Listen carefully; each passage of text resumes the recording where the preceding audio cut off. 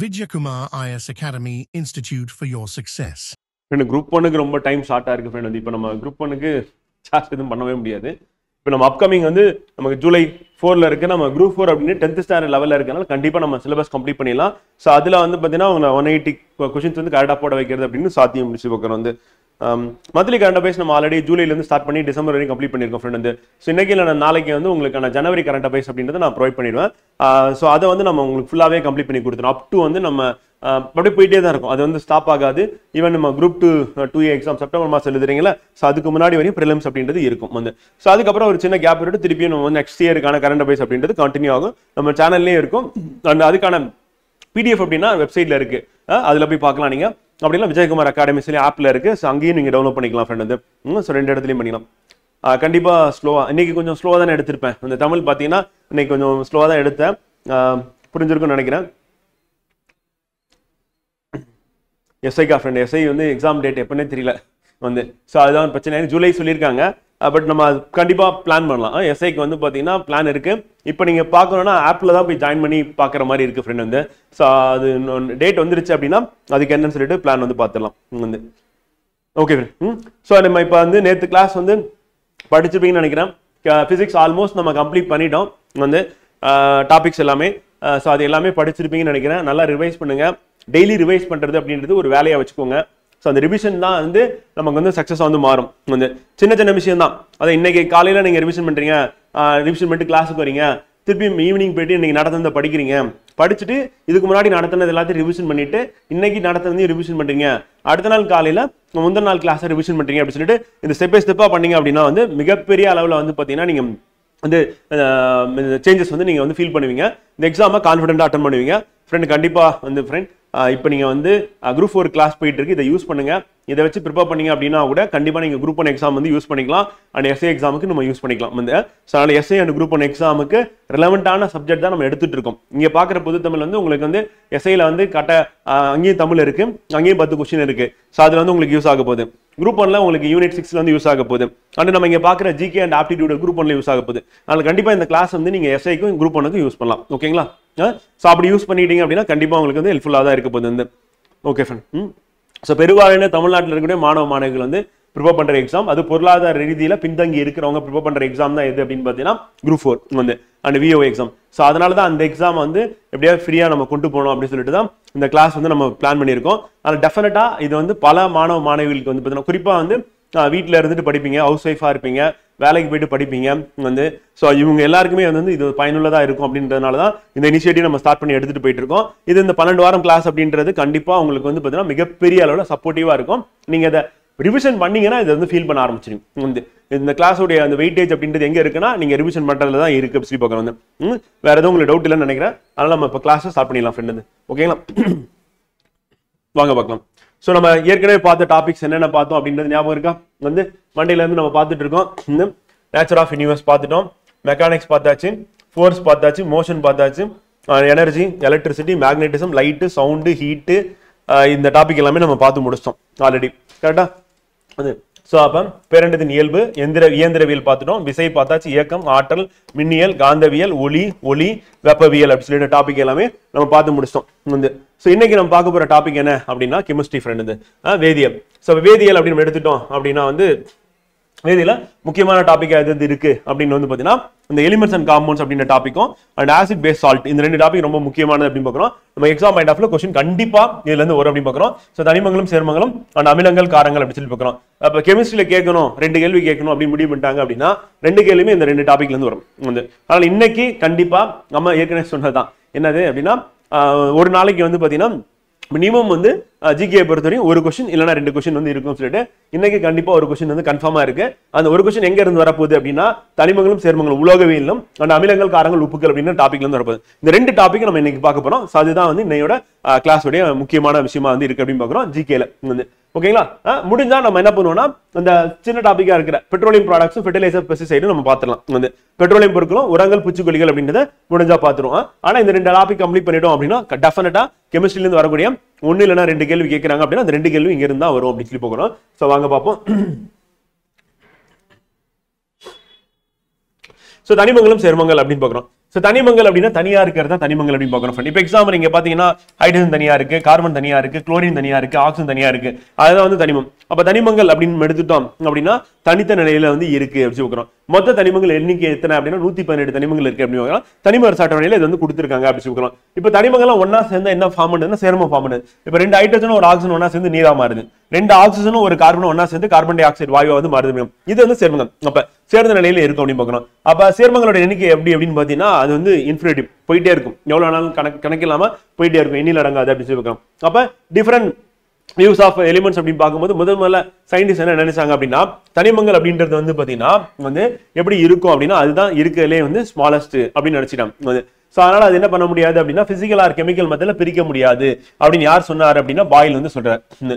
அப்ப தனிமம் அப்படின்றது இயற்பியல் அல்லது வேதியியல் முறை அப்படின்ற வார்த்தை வந்துச்சுன்னா பாயிலோட கூற்று வந்து பிரிக்க முடியாதுன்னு சொல்லிட்டாரு. ஆனா பின்னாடி தனிமத்தை உடைச்சு அதுக்குள்ள என்ன இருக்கு அப்படின்னா வந்து எலக்ட்ரான் இருக்கு, புரோட்டான் இருக்கு, நியூட்ரான் இருக்கு, அதை விட சிறியது அப்படின்னு நம்ம கண்டுபிடிச்சோம். அண்ட் மாடர்ன் அட்டாமிக் தியரி அதுதான் சொல்ல போறாங்க. சேம் மாடர்ன் அட்டாமிக் தியரி என்ன சொல்றாங்கன்னா எலிமெண்ட் அப்படின்றது வந்து பாத்தீங்கன்னா made up of same kind of atom அப்படின்றாங்க. அப்ப நவீன தற்கால அணுக்களுக்கு என்ன சொல்றாங்க அப்படின்னா ஒரே வகையான அணுக்கள் ஆனவை தனிமம் அப்படின்னு சொல்லலாம். அதே மாதிரி லவாசியர் அப்படின்றது ரொம்ப ஏழையா சொல்லும் போது என்ன சொல்லிட்டாரு அப்படின்னா உடைக்கவே முடியாது எதை அப்படின்னா வந்து பாத்தீங்கன்னா எலிமெண்ட் அப்படின்றத அப்படின்னு சொல்லிட்டாரு. அப்ப எலிமெண்ட் அப்படின்றது வந்து தனிமம் அப்படின்றது என்ன பண்ண முடியாது, உடைக்க முடியாது அப்படின்னு சொன்னது யாருன்னா லவாசியம். இயற்பியல் வேதியியல் முறையினால பிரிக்க முடியாதுன்னு சொன்னது யாருன்னா பாயில் வந்து. அப்ப இயற்பியல் வேதியியல்ல பிரிக்க முடியாது அப்படின்னு கேட்டா பாயில் வந்து cannot be separate அப்படின்னு பார்க்கணும், இல்ல ஸ்பிளிட் அப்படின்னு பார்க்கணும். cannot be split அப்படின்றது கெமிக்கல் பிசிக்கல் மெத்தட்ல பண்ண முடியாத பாயில் வந்து. அதே மாதிரி என்ன சொல்லிட்டாரு அப்படின்னா வந்து பாத்தீங்கன்னா cannot be broken into simpler, உடைக்க முடியாதுன்னு சொன்னாருன்னா லவாசியம். ஆனா மாடர்ன் அட்டாமிக் தியரி என்ன சொல்றாங்க அப்படின்னா ஒரே வகையால் அணுக்களால் ஆனதுதான் என்ன சொல்றோம்னா தனிமம் அப்படின்னு பார்க்கிறோம். தற்போது அறியப்பட்ட தனிமங்களின் எண்ணிக்கை எவ்வளவு அப்படின்னா 118 கேட்டுறோம் வந்து. அப்ப இயற்கையில எத்தனை தனிமம் இருக்கு அப்படின்னா 92 இயற்கையில கிடைக்குது. அப்ப ஆய்வகத்துல செயற்கையா தயாரிக்கப்பட்ட தனிமங்கள் எண்ணிக்கை எத்தனைன்னா 26 அப்படி பார்க்கிறோம். 118 தனிமம் இருக்கு, அதுல இயற்கையில வந்து 92 தனிமம், ஆய்வகத்துல வந்து பாத்தீங்கன்னா செயற்கை முறையில் தயாரிக்கிறது 26 தனிமம் இருக்கு அப்படிங்க. 118 தனிமங்கள் அப்படின்னு எடுத்துக்கிட்டோம் அப்படின்னா IUPAC இன்டர்நேஷனல் யூனியன் ஆஃப் வந்து அப்ளைடு கெமிஸ்ட்ரின்னு இருக்குல்ல, சோ அந்த ஆர்கனைசேஷன் தான் என்ன பண்றாங்க அப்படின்னா தனிமங்களை தனிமர் சார்ட்டர்ல பிளேஸ் பண்றாங்க, தனிமங்களுக்கான பேரை கொடுக்குறாங்க, தனிமங்களுக்கான குறியீடு கொடுக்குறாங்க, தனிமங்களுக்கான அட்டவணையை இடத்தை கொடுக்குறாங்க அப்படின்னு இதெல்லாம் பண்றது யாருன்னா IUPAC. அப்ப அந்த IUPAC விரிவாக்கம் என்ன அப்படின்னா international union of pure and applied chemistry அப்படின்னு அதோட விரிவாக்கம். அதையே நமக்கு எக்ஸாம்ல கொஸ்டினா கேட்டுருவாங்க அப்படின்னு சொல்லி பாக்குறோம். ஓகேவா? சோ இவங்க தான் வந்து குறியீடு கொடுக்குறது, இடத்தை கொடுக்குறது இவங்க தான் பண்றாங்க அப்படிங்க. கடைசியா ஒரு 6 தனிமத்தை வந்து பாத்தீங்கன்னா உள்ள கொண்டு வந்தாங்க. அந்த 6 தனிமத்துல 4 தனிமங்கள் வந்து இங்க வந்து இருக்கு வந்து 113ல இருந்து ஆரம்பிச்சு 118 பாக்குறோம். சோ அதுல நியோனியம், மாஸ்கோவியம், டென்னசின், லிவர்மோரியம் அண்ட் ஓகனசான். இந்த ஓகனசான் அப்படின்றது நமக்கு எக்ஸாம்ல கொஸ்டினா கேட்பாங்க. ஏன்னா இதான் கடைசி தனிமம், 117 தனிமம். முதல் தனிமம் எது அப்படின்னா உங்களுக்கு தெரிஞ்சதுதான் ஹைட்ரஜன் தான். நம்ம தனிம அட்டவணையில முதல் தனிமமா தூக்கி தலையில வச்சிருக்காங்க அப்படின்னு சொல்லி உங்க பீரியாடிக் டேபிள்ல. அது நமக்கு எக்ஸாம் டெஃபினட் பட்டம். இப்ப பூமியில அதிக அளவில் உள்ள தனிமம் எது அப்படின்னு கேட்டா எல்லாரும் என்ன யோசிப்போம், உலோகத்தை யோசிப்போம். ஆனா பாத்தீங்கன்னா ஆக்சிஜன் தான் பூமியோட ஓட்டுல, அது எர்த் கிரஸ்ட்ல, புவி ஓட்டில் அப்படின்னு பாக்குறோம் வந்து. அப்ப எர்த்தோட கிரஸ்ட் அப்படின்னு எடுத்துட்டோம் அப்படின்னா புவி ஓட்டில் அதிக அளவில் உள்ள தனிமம் எது அப்படின்னு கேட்டாங்கன்னா உலோகம் கிடையாது. அது என்ன அப்படின்னு வந்து பாத்தீங்கன்னா ஒரு அலோகம் வந்து. அது என்ன அப்படின்னு பாத்தீங்கன்னா நான் மெட்டல் அப்படின்னு பாத்தீங்கன்னா ஆக்சிஜன் தான் அதிக அளவில் உள்ளது அப்படிங்க. இரண்டாவது அதிக அளவில் உள்ளது எது அப்படின்னு கேட்டீங்கன்னா சிலிக்கான் அப்படின்னு பாக்குறோம் வந்து. இப்ப இதை வந்து என்ன சொல்றோம், ஆக்சிஜன் அப்படின்னு பாக்குறோம். அதிக அளவில் உள்ளது எது அப்படின்னு கேட்டாங்கன்னா ஆக்சிஜன் வந்து. இரண்டாவது அதிக அளவில் உள்ளது எது அப்படின்னு கேட்டாங்க அப்படின்னா அது வந்து சிலிக்கான் அப்படின்னு சொல்லி பாக்குறோம். அப்ப சிலிக்கான் வந்து அதிக அளவில் உள்ளது அப்படின்னு சொல்லி பாக்குறோம். சிலிக்கான் வந்து அதிக அளவில் உள்ளது. மூன்றாவது என்ன இருக்குன்னா அலுமினியம். இப்ப அலுமினியம் தான் என்ன அப்படின்னு பாத்தீங்கன்னா வந்து அலுமினியம் முடியும் மூன்றாவது அதிகம். இதுதான் வந்து என்ன அப்படின்னு பாத்தீங்கன்னா உலோகம் அப்படின்னு பாக்குறோம். மூன்றாவதா இருக்கிறது என்னன்னா அலுமினியம் அப்படி பாக்குறோம். இது வந்து உலோகம். நான்காவதா இருக்கிறது யாரு, முக்கியமானது யாருன்னா இரும்பு, அயன் அப்படி பாக்குறோம். இது வந்து எத்தனாவது, நான்காவதா இருக்கு. அது என்னன்னா உலோகம். அப்ப முதல்ல இருக்கக்கூடியது அப்படின்றத நான் எழுதுறேன். இது வந்து என்ன சொல்லுவோம்னா அலோகம் சொல்லுவோம், வந்து அலோகம் அப்படின்னு சொல்லி சொல்லுவோம். முதல்ல இருக்கிறது. ரெண்டாவதா இருக்கிறது அந்த சிலிக்கான் அப்படின்றது என்ன அப்படின்னு பாத்தீங்கன்னா உலோக போலி. நல்லா ஞாபகம் வச்சுக்கணும், உலோக போலி அப்படின்னு சொல்லி பாக்குறோம். ரெண்டாவதா இருக்கிறது வந்து. மூன்றாவதா இருக்க அலுமினியம் அண்ட் இரும்பு அப்படின்னு இது என்ன சொல்லுவோம் அப்படின்னா இதை வந்து உலோகம் அப்படின்னு சொல்லி சொல்லுவாங்க. அப்ப உலோகம், அலோகம், உலோக போலினா என்ன, அதனுடைய பண்புகள் என்ன அப்படின்றத பின்னாடி பார்க்க போறோம். இப்ப இந்த 4 ஞாபகம் வச்சுக்கோங்க. இதே எக்ஸாம்பிள் கொஸ்டினா கேட்பாங்க, புவி ஓட்டில் அதிக அளவில் காணப்படும் தனிமம் எது அப்படின்னு கேட்பாங்க. கேட்டாங்கன்னா ஆக்சிஜன் வந்து. இரண்டாவது அதிக அளவில் காணப்படும் தனிமம் எதுன்னு கேட்டா சிலிக்கான். ஆனா ஆக்சிஜன் வந்து அலோகம், சிலிக்கான் வந்து உலோக போலி. அதிக அளவில் காணப்படும் உலோகம் கேட்டுட்டாங்க அப்படின்னா அலுமினியம் தான் சொல்லணும். அயன் அங்க கிடையாது, ஆக்சிஜனும் கிடையாது. காரணம் என்னன்னா இந்த அலோகம்னா தான் ஆக்சிஜன் வரும், தனிமம் அப்படின்னு கேட்டா ஆக்சிஜன் வரும். ஆனா உலோகம் கேட்டா எது வரும்னா அலுமினியம் தான் வரும். இது வந்து புவி ஓட்டில் அப்படி சொல்லுவோம். இது exam point of important friend. ஓகேவா? மனித உடலில் வந்து 99% எதனால் ஆனது அப்படின்னா வெறும் 6 தனிமங்களால் ஆனது அப்படின்னு. அப்ப மனித உடல் 99% 6 தனிமங்களால் ஆனது. இப்ப ஜோடி ஜோடியா ஞாபகம் வச்சுக்கலாம். 6 இப்ப ஆக்சிஜன் கார்பன் வந்து இது ரெண்டும் ஒரு ஜோடி வந்து, அடுத்து ஹைட்ரஜன் நைட்ரஜன் இது ரெண்டும் ஒரு ஜோடி வந்து, கால்சியம் பாஸ்பரஸ் இது ரெண்டும் ஒரு ஜோடி வந்து. சோ அப்ப கால்சியம் பாஸ்பரஸ் எங்க இருக்கு? நம்ம எலும்பு மற்றும் பற்களில் காணப்படுகிறது. ஈஸியா ஞாபகம் வச்சுக்கலாம். அடுத்து ஹைட்ரஜன் நைட்ரஜன் அப்படின்றது என்ன பண்ணலாம்? அந்த ஹைட்ரஜன் நைட்ரஜன் அப்ப சொல்லும் போது ஒரே மாதிரி இருக்கா? அப்ப அது ரெண்டும் ஞாபகம் வச்சுக்கலாம். இப்ப ஆக்சிஜன் கார்பன் ரெண்டுமே முக்கியம். வந்து oxygen carbon di oxide, carbon di oxide என்ன இருக்கு? கார்பன் ஆக்சிஜன் இருக்கு. அப்ப இது ரெண்டும் எப்படி ஞாபகம் வச்சுக்கலாம் அப்படின்னு கேட்டீங்கன்னா ஆக்சிஜன் அப்புறம் கார்பன் டை ஆக்சைடு அப்படின்னு ஞாபகம் வச்சுக்கோங்க. ஒரு பிரச்சனை இல்லை. இப்ப இதுல இருக்கக்கூடிய ஆக்சிஜன் இதுல இருக்கக்கூடிய கார்பன் அதுதான் என்னன்னா தனிமம். வந்து கார்பனும் ஆக்சிஜன் ஒன்னா சேர்ந்தா அது என்ன சொல்லுவோம்? வந்து சேர்மம் சொல்லிடும். வந்து ஆக மொத்தம் நமக்கு என்ன தேவைன்னா தனிமம் தேவை. அப்ப அதிக அளவில் உள்ள தனிமம் எதுன்னு கேட்டாங்கன்னா உடல்ல ஆக்சிஜன் கார்பன் ஹைட்ரஜன் நைட்ரஜன் வந்து, அப்புறம் கால்சியம் பாஸ்பரஸ் அப்படின்னு பார்க்கணும். அப்ப கால்சியம் பாஸ்பரஸ் போன்ல இருக்கு அப்படின்னு பார்க்கணும். இது அதிக அளவில். அப்ப விலங்குகள் அப்படின்னு எடுத்துக்கும் போது எது வராது அப்படின்னா உயிரினங்கள், தாவரங்கள், உயிரினங்கள் பொதுவா சொல்லும் போது என்ன வராது அப்படின்னா பாஸ்பரஸ் மட்டும் வராது. மீதி எல்லாமே வந்துடும். பாத்தீங்கன்னா தெரியும் oxygen carbon hydrogen nitrogen calcium இருக்கு. அப்ப என்ன இல்ல அப்படின்னா பாஸ்பரஸ் இல்ல. அப்ப மீதி இருக்கிற 5 தனிமங்கள் பெரும்பாலும் விலங்குகள், தாவரங்கள், உயிரினங்கள்ல அதிக அளவில் காணப்படுவது எது அப்படின்னு கேட்டாங்கன்னா இந்த 5 தனிமங்கள். மனிதன் வரும்போது தான் என்ன வருதுன்னா கால்சியத்தோட சேர்ந்து பாஸ்பரஸ் வருது அப்படின்னு ஞாபகம் வச்சுக்கோங்க. முடிஞ்சிச்சு. இந்த பேரண்டம் யூனிவர்ஸ் அப்படின்னு சொல்லி ஃபர்ஸ்ட் டாபிக்கா பார்த்தோம் ஜிகேல வந்து. சோ அங்க வந்து நமக்கு என்ன அப்படின்னு பாத்தீங்கன்னா ஹைட்ரஜன் ஹீலியம் அப்படின்றது இருக்கு அப்படின்னு பாக்குறோம். அப்ப யூனிவர்ஸ் ஸ்டார்ஸ்ல அதிக அளவில் காணப்படும் தனிமம் எதுன்னு கேட்பாங்க. கேட்டாங்க அப்படின்னா என்ன சொல்லலாம்? வந்து ஹைட்ரஜன் ஹீலியம் வந்து இருக்கு அப்படின்னு சொல்லி பாக்குறோம். சோ அது நமக்கு எக்ஸாம் பாயிண்ட் ஆஃப்ல இம்பார்ட்டன்ட். வந்து அடுத்து நீர்ம நிலையில் உள்ள தனிமங்கள் 118 இருக்கு. அப்ப நீர்ம நிலையில் நிறைய இருக்குமா அப்படின்னு பாத்தீங்கன்னா கிடையவே கிடையாது. 4 தான் இருக்கு. அந்த 4ல 1 தான் உங்களுக்கு கேள்வியா கேட்க போறாங்க. அது என்ன அப்படின்னா மெர்க்குரி அப்படின்னு. அப்ப நீர்ம நிலையில் உள்ள உலோகம் எது அப்படின்னு கேட்டாங்கன்னா மெர்க்குரி. நீர்ம நிலையில் உள்ள தனிமம் எதுன்னு கேட்டாலும் அதுவும் மெர்க்குரி போட்டுடலாம். அப்ப மெர்க்குரி மட்டும் கிடையாது. மெர்க்குரியோட ஃப்ரெண்ட்ஸ் யார் யார் இருக்கு அப்படின்னு பாத்தீங்கன்னா புரோமின் இருக்கு, சீசியம் இருக்கு, காலியம் இருக்கு. இப்ப இந்த 4ல என்ன வித்தியாசம் இருக்கு, ஒற்றுமை என்ன இருக்கு அப்படின்றது நமக்கு எக்ஸாம் பாயிண்ட் ஆஃப்ல இம்பார்ட்டன்ட். இப்ப மெர்க்குரி அப்படின்னு எடுத்துட்டோம் அப்படின்னா இது என்ன சொல்லுவோம்னா உலோகம் சொல்லுவோம் ஃப்ரெண்ட், மெட்டல். மெர்க்குரி வந்து மெட்டல் வந்து. அதே வந்து பாத்தீங்கன்னா புரோமின் அப்படின்றது என்ன சொல்லுவோம் அப்படின்னா இது வந்து அலோகம் சொல்லுவோம். அப்ப அலோகம். அப்ப நீர்ம நிலையில் உள்ள உலோகம் எது அறை வெப்பநிலையிலன்னு கேட்டாங்கன்னா உலோகம் எதுனா மெர்க்குரியை சொல்லலாம். அறை வெப்பநிலை 25 டிகிரின்னு சொல்லுவாங்க. அதே வந்து பாத்தீங்கன்னா சீசியம் காலியம் அப்படின்னு ரெண்டுமே என்ன சொல்லலாம் அப்படின்னா இது ரெண்டுமே வந்து உலோகம் தான். ஆனா அறை வெப்பநிலையில இருக்காது. அது அரௌண்ட் வந்து பாத்தீங்கன்னா 30 டிகிரி செல்சியஸ்ல தான் அது வந்து என்னவா இருக்கும் அப்படின்னா நீர்ம நிலையில இருக்கும். அதர் சீசியம் அப்படின்றது என்னன்னா கதிரியக்க தன்மை வாய்ந்தது. அப்ப கதிரியக்கம் ஆபத்தானது. அப்ப கதிரியக்க தன்மை வாய்ந்தது வாய்ந்ததா எது இருக்கு அப்படின்னா வந்து சீசியம் இருக்கு அப்படின்னு பார்க்கலாம். சோ அப்ப அது நம்ம ஞாபகம் வச்சோம். அப்ப சீசியம் காலியம் வந்து என்ன இருக்குன்னா உலோகமா இருக்கு, மெர்க்குரி வந்து உலோகமா இருக்கு, அண்ட் புரோமின் வந்து அலோகமா இருக்கு அப்படின்னு சொல்லுவாங்க. 30 டிகிரில தான் யார் வந்து பாத்தீங்கன்னா நீர்மநிலையில இருப்பா அப்படின்னு கேட்டாங்கன்னா சீசியம் காலியம் இருக்கும் அப்படின்னு. அவ்வளவு முடிஞ்சு. சோ இப்ப இந்த 4மே வந்து நீர்ம நிலையில் உள்ள தனிமங்கள். அதுல உலோகம் எது அப்படின்னு கேட்டாங்கன்னா வந்து மெர்க்குரி வரும். 30 டிகிரில இருக்கும்போது தான் சீசியம் காலியம். 0 டிகிரிலயும் மெர்க்குரி எப்படி இருக்கும்னா லிக்விடா தான் இருக்கும், நீர்மமா தான் இருக்கும். அதான் அதனுடைய சிறப்பு. அப்புறம் 118 வாயுக்கள் அப்படின்னு பாத்தீங்கன்னா மொத்தமே 11 தான் இருக்கு அப்படின்னு. சோ 11 என்னென்ன அப்படின்னு பாத்தீங்கன்னா உங்களுக்கு தெரிஞ்சதுதான். தொகுதி 18 தனிமங்கள் அப்படின்னு சொல்லி கடைசியா ஏற்கனவே படிச்சுட்டு இருக்க மாணவர்களுக்கு தெரியும். என்னது எதுல இருந்து ஆரம்பிக்கணும்? ஹீலியம் ஆரம்பிக்கும். Helium, neon, argon, krypton, xenon, Radon மொத்தம் இந்த 6மே என்ன சொல்லுவோம் அப்படின்னா வந்து மந்த வாயுக்கள் அப்படின்னு சொல்லி சொல்லுவோம். அது வந்து பாத்தீங்கன்னா வாயு நிலையில இருக்கு. அதுக்கப்புறம் நம்ம ஏற்கனவே பார்த்த என்ன பார்த்தோம்? ஆக்சிஜன் பார்த்தோம். அதுவும் என்ன அப்படின்னு வந்து பாத்தீங்கன்னா வாயு நிலையில இருக்கு. அப்புறம் ஹைட்ரஜன் நைட்ரஜன் பார்த்தோம். இது நம்ம உடல்ல இருக்குன்னு சொல்லிட்டு அதுவும் வாயு நிலையில இருக்கு. அப்புறம் குளோரின் புளோரின் பார்த்தோம்.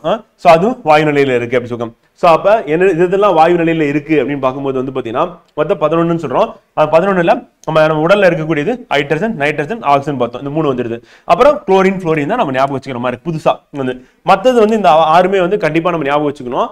மந்த வாயுக்கள் தொகுதி 18வது தனிமங்கள் அப்படின்னு சொல்லி சொல்லுவோம். எது அப்படின்னா helium, neon, argon, krypton, xenon, Radon அப்படி சொல்லி பார்க்கறோம். மொத்தம் 6 இருக்கு அப்படி சொல்லி பார்க்கறோம். அடுத்து திண்ம நிலையில இருக்கிறது 118ல மீதியெல்லாம் திண்மம் தான். அப்ப மொத்தம் எவ்வளவு இருக்கு அப்படின்னா லிக்விட்ல இருக்கிறது 4, கேஸ்ல இருக்கிறது 11, ரெண்டுத்தையும் சேர்த்தீங்கன்னா 15. அப்ப 118ல 15 போயிருச்சுன்னா அப்ப திண்ம நிலையில் மீதமுள்ள தனிமங்கள் அப்படின்னா 103 இப்ப வரையும் கண்டுபிடிச்சிருக்க தனிமங்கள் அது என்ன ஸ்டேட்ல இருக்குன்னு கேட்டாங்கன்னா திண்ம நிலையில இருக்கு, சாலிடா இருக்கு அப்படின்னு சொல்லி பார்க்கணும். ஓகேங்களா? தனிமர் அட்டவணை அப்படின்னு பாத்தீங்கன்னா இதுதான் தனிமர் அட்டவணை. இதுல மெஜாரிட்டி யார் இருக்காங்கன்னா உலோகங்கள் தான். அதுலயும் கார உலோகம் கார மண் உலோகம் அப்படின்னு சொல்லுவாங்க ஃபர்ஸ்ட் 2 தொகுதியும் வந்து இது ரொம்ப முக்கியமான தொகுதி, பின்னாடி நம்ம பார்க்க தான் போறோம். அதே மாதிரி கடைசி தொகுதி 18வது தொகுதி தனிமங்கள் அப்படின்னு சொல்லுவோம், வந்து குரூப் 18 அப்படின்னு சொல்லுவோம். அது என்ன அப்படின்னா வந்து மந்த வாயுக்கள் அப்படின்னு சொல்லுவோம். Helium, neon, argon, krypton, xenon, Radon. இப்பதான் பார்த்தீங்களா இந்த 6மே வந்த வாயுக்கள். 118வது தனிமம் ஞாபகம் வச்சுக்கோங்க சொன்னால அந்த ஓகனேசான்னு சொல்லிட்டு அது இங்கதான் இருக்கு அப்படி பார்க்கறோம். அவ்வளவு. அப்ப ஹைட்ரஜன் எங்க கொண்டு போய் வச்சிருக்காங்கன்னா முதல் தனிமமா வச்சிருக்காங்க. அப்ப முதல் தனிமமா ஹைட்ரஜன் இருக்கு, வந்து 118வது தனிமமா எது இருக்கு அப்படின்னா ஓகனேசான் இருக்கு அப்படி பார்க்கறோம். சோ அது வந்து இம்பார்ட்டன்ட். வந்து அடுத்து கீழே என்னப்பா 2 ரோ இருக்கு அப்படின்னு கேட்டீங்கன்னா லாந்தனைடுகள், ஆக்டினைடுகள் அப்படி சொல்லுவாங்க. அப்ப லாந்தனைடு ஆக்டினைடு அப்படின்னு எடுத்துக்கும் போது இது வந்து மெயின் டேபிள் இடம் கொடுக்கல, கொடுத்தா என்ன அப்படியே இது நகர்ந்துரும். நகர்ந்துச்சுன்னா ஒரே மாதிரி என்னது குரூப் பண்புகள் இருக்கக்கூடிய தொகுதிகள் வந்து இல்லாம போயிடும் அப்படின்றதுக்காக இங்க என்ன பண்ணிட்டாங்க அப்படின்னா 57ல இருந்து 71 இங்க வரணும். ஆனா அதை எடுத்துட்டு போயிட்டு இங்க லாந்தனைடு வச்சிருக்கோம். 89ல இருந்து 103 இங்க வரணும். அதை எடுத்துட்டு போயிட்டு ஆக்டினைடு அப்படின்ற பிளேஸ்ல வச்சிருக்கோம் அப்படி சொல்லி பாக்குறோம். இதுலயே நமக்கு முக்கியமான தனிமம் இருக்கா அப்படின்னா கண்டிப்பா இருக்கு. நமக்கு அணு உலையில பயன்படக்கூடிய யுரேனியம் அப்படின்றது இங்கதான் இருக்கு அப்படின்னு சொல்றோம். சோ அது இம்பார்ட்டன்ட். அதே மாதிரி புளுட்டோனியம் அப்படின்றது அதுவும் இங்கதான் இருக்கு அப்படின்னு பார்க்கிறோம். அப்ப இந்த யுரேனியம், புளுட்டோனியம், அப்புறம் தோரியம் அப்படின்றது இங்கதான் இருக்கு அப்படின்னு சொல்லி பார்க்கிறோம். இது வந்து அணு உலையில அணுக்கரு ஆராய்ச்சியில வந்து பயன்படக்கூடியதா வந்து இருக்கு அப்படின்னு சொல்லி பார்க்கிறோம். இப்ப மத்தது அப்படியே நம்ம போக போக அப்படியே பார்த்துட்டே வரும். ஓகேங்களா? அடுத்து உலோகங்கள் அப்படின்னு பார்க்கும்போது அதனுடைய தன்மை எப்படி இருக்கும் அப்படின்னு கேட்டீங்கன்னா ஃப்ரெண்ட் வந்து கடினமானது, பளபளப்பானது அப்படின்னு பார்க்கிறோம். வந்து அதே மாதிரி என்ன பண்ணா மெல்லிய கம்பியாகவும் தகடாகவும் அடிக்கலாம். அப்ப என்ன பண்ணா தகடாக அடிக்க முடியும் அப்படி பார்க்கலாம், கம்பியாக நீட்ட முடியும். வந்து வெப்ப மின்சாரத்தை நன்கு கடத்தும். நேற்று கூட ஆன்சர் பண்ணிருந்தீங்க, என்னது சிறந்த மின்சாரத்தை கடத்தக்கூடியது எது அப்படின்னா சில்வர், வெள்ளி அப்படின்னு போட்டிருந்தேன். கரெக்டான ஆன்சர். வந்து காப்பர் கிடையாது. ஏன்னா காப்பர் ஏன் நம்ம பயன்படுத்துறோம் அப்படின்னு கேட்டா ரேட்டு கம்மி சில்வர் கம்பேர் பண்ணும்போது, அதனால காப்பரை பயன்படுத்துறோம். சில்வர் ரேட் ரொம்ப கம்மியா இருந்தா அதுதான் கண்டிப்பா பயன்படுத்திட்டு போகணும். அடுத்து ஒளியை எழுப்பும், ஒளியை எழுப்பக்கூடியது. எடுத்துக்காட்டு செம்பு, தங்கம், வெள்ளி, இரும்பு இதெல்லாம் வருது. அப்ப எப்படி இருக்கும் அப்படின்னா கடினமா இருக்கும், பளபளப்பா இருக்கும், தகடாக கம்பியாக வெப்ப மின்சாரத்தை கடத்தும், ஒளியை எழுப்பும். இதான் கீவேர்டு. இப்ப படிக்கும்போது மொத்தமா படிக்கணும். வந்து நோட்ஸ் எடுக்கும்போது நம்ம கடினமானது, பளபளப்பானது, தகடாக கம்பியாக வெப்ப மின்சாரத்தை கடத்தும், ஒளி எழுப்பும். அவ்வளவு சிம்பிளா கீவேர்ட்ஸ் மட்டும் எழுதிட்டு போயிட்டீங்கன்னா ஈஸியா இருக்கும். இல்ல புக் இருக்கு அப்படின்னா புக்ல என்ன பண்றீங்க, ஜஸ்ட் அதை மட்டும் அண்டர்லைன் பண்ணீங்கன்னா போதும், அதை ரிவைஸ் பண்ணீங்கன்னா போதும். அதுதான் எக்ஸாம்ல கேள்வியா வர முடியும். அடுத்து உலோகங்கள் அப்படின்னு பார்க்கும்போது என்ன பண்ண முடியாதுன்னா மென்மையானவை அப்படின்னு பார்க்கிறோம். வந்து அது கடினமானவை, இது மென்மையான, அப்படியே ஆப்போசிட்டா இருக்கும். பளபளப்பாக இல்லை, அது பளபளப்பாக இருக்கும். கம்பியாக நீட்ட முடியாது, தகடாக அடிக்க முடியாது, வெப்ப மின்சாரத்தை கடத்தாது, ஒளியை எழுப்பாது.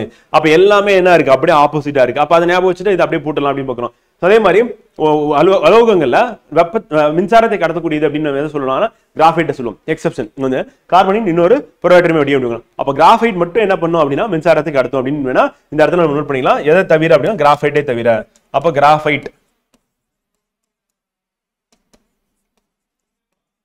ஓகேவா, போட்டிட்டா கரெக்டா இருக்கும். வந்து அடுத்து உலோக பொடிகள் அங்க சொன்னல, அது என்ன உலோக பொலி அப்படின்னா உலோகத்துடைய பண்பும் அலோகத்துடைய பண்பும் சேர்ந்து இருக்கும். வந்து அப்படி இருந்ததுன்னா அது உலோக பொலிகள். அப்போ ஒரு சில உலோக பண்பு வச்சிருக்கு, ஒரு சில அலோக பண்பு வச்சிருக்கு. அப்ப ரெண்டுமே வச்சிருக்கனால நம்ம என்ன பண்ணோம், உலோக பொலிகள் சொல்றோம். அது யார் யாரு அப்படின்னு பாத்தீங்கன்னா boron, silicon, germanium, arsenic, antimony, tellurium அப்படின்னு பார்க்கிறோம். இது பல தடவை நமக்கு வந்து கேள்வியை கேட்டுட்டு இருக்காங்க. வெரி வெரி சிம்பிள், ஈஸியா ஞாபகம் வச்சுக்கலாம், மனப்பாடம் பண்ணிருங்க. அவ்வளவுதான், வேற ஆப்ஷனே கிடையாது. இதுல நான் புரிஞ்சுட்டு படிக்கிறதுக்கு ஏதாவது இருக்கேன்னா ஒன்றும் கிடையாது. வந்து அப்ப சிலிக்கான் அப்படின்றது நம்ம இப்பதான் பார்த்தோம். வந்து பூமியில் புவி ஓட்டில் அதிக அளவில் காணப்படும் 2வது தனிமம் அப்படின்னு எதை சொல்றோம் அப்படின்னா சிலிக்கான சொல்றோம் அப்படின்னு சொல்லி பார்க்கிறோம். Exam point of important. அப்ப அதிக அளவில் உள்ள தனிமம் எது, ஆக்சிஜன்.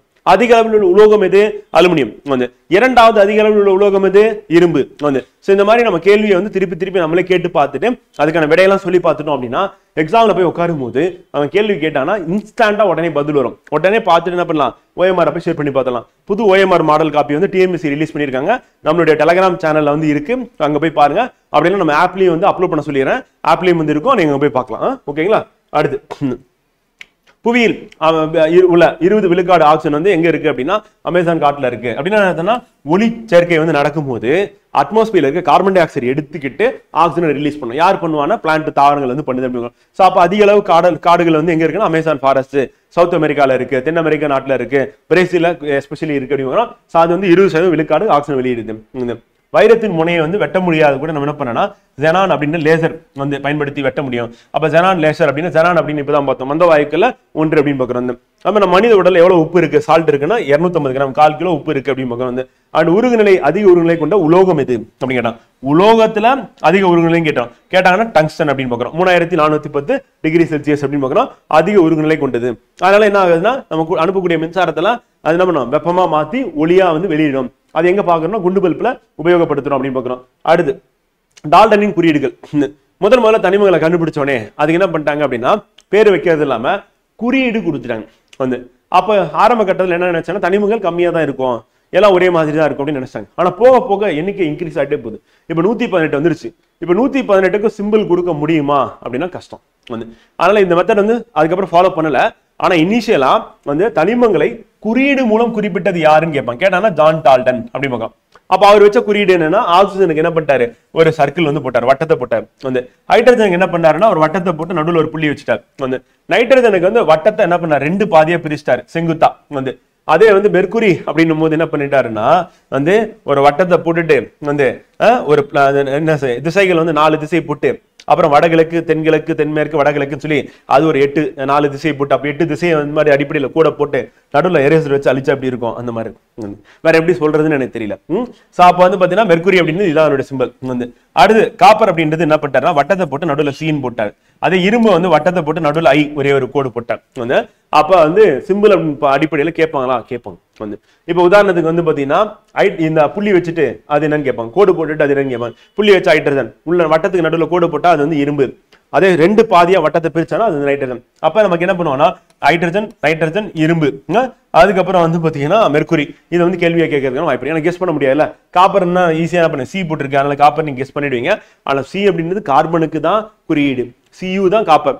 அதே ஏன் கார்பனுக்கு சி போட்டு காப்பருக்கு ஏன் சியூ போட்டாங்க அப்படின்னா ஃபர்ஸ்ட் எதை கண்டுபிடிக்கிறாங்க அதுக்கு என்ன பண்ண ஃபர்ஸ்ட் லெட்டர் கொடுத்துறேன் வந்து.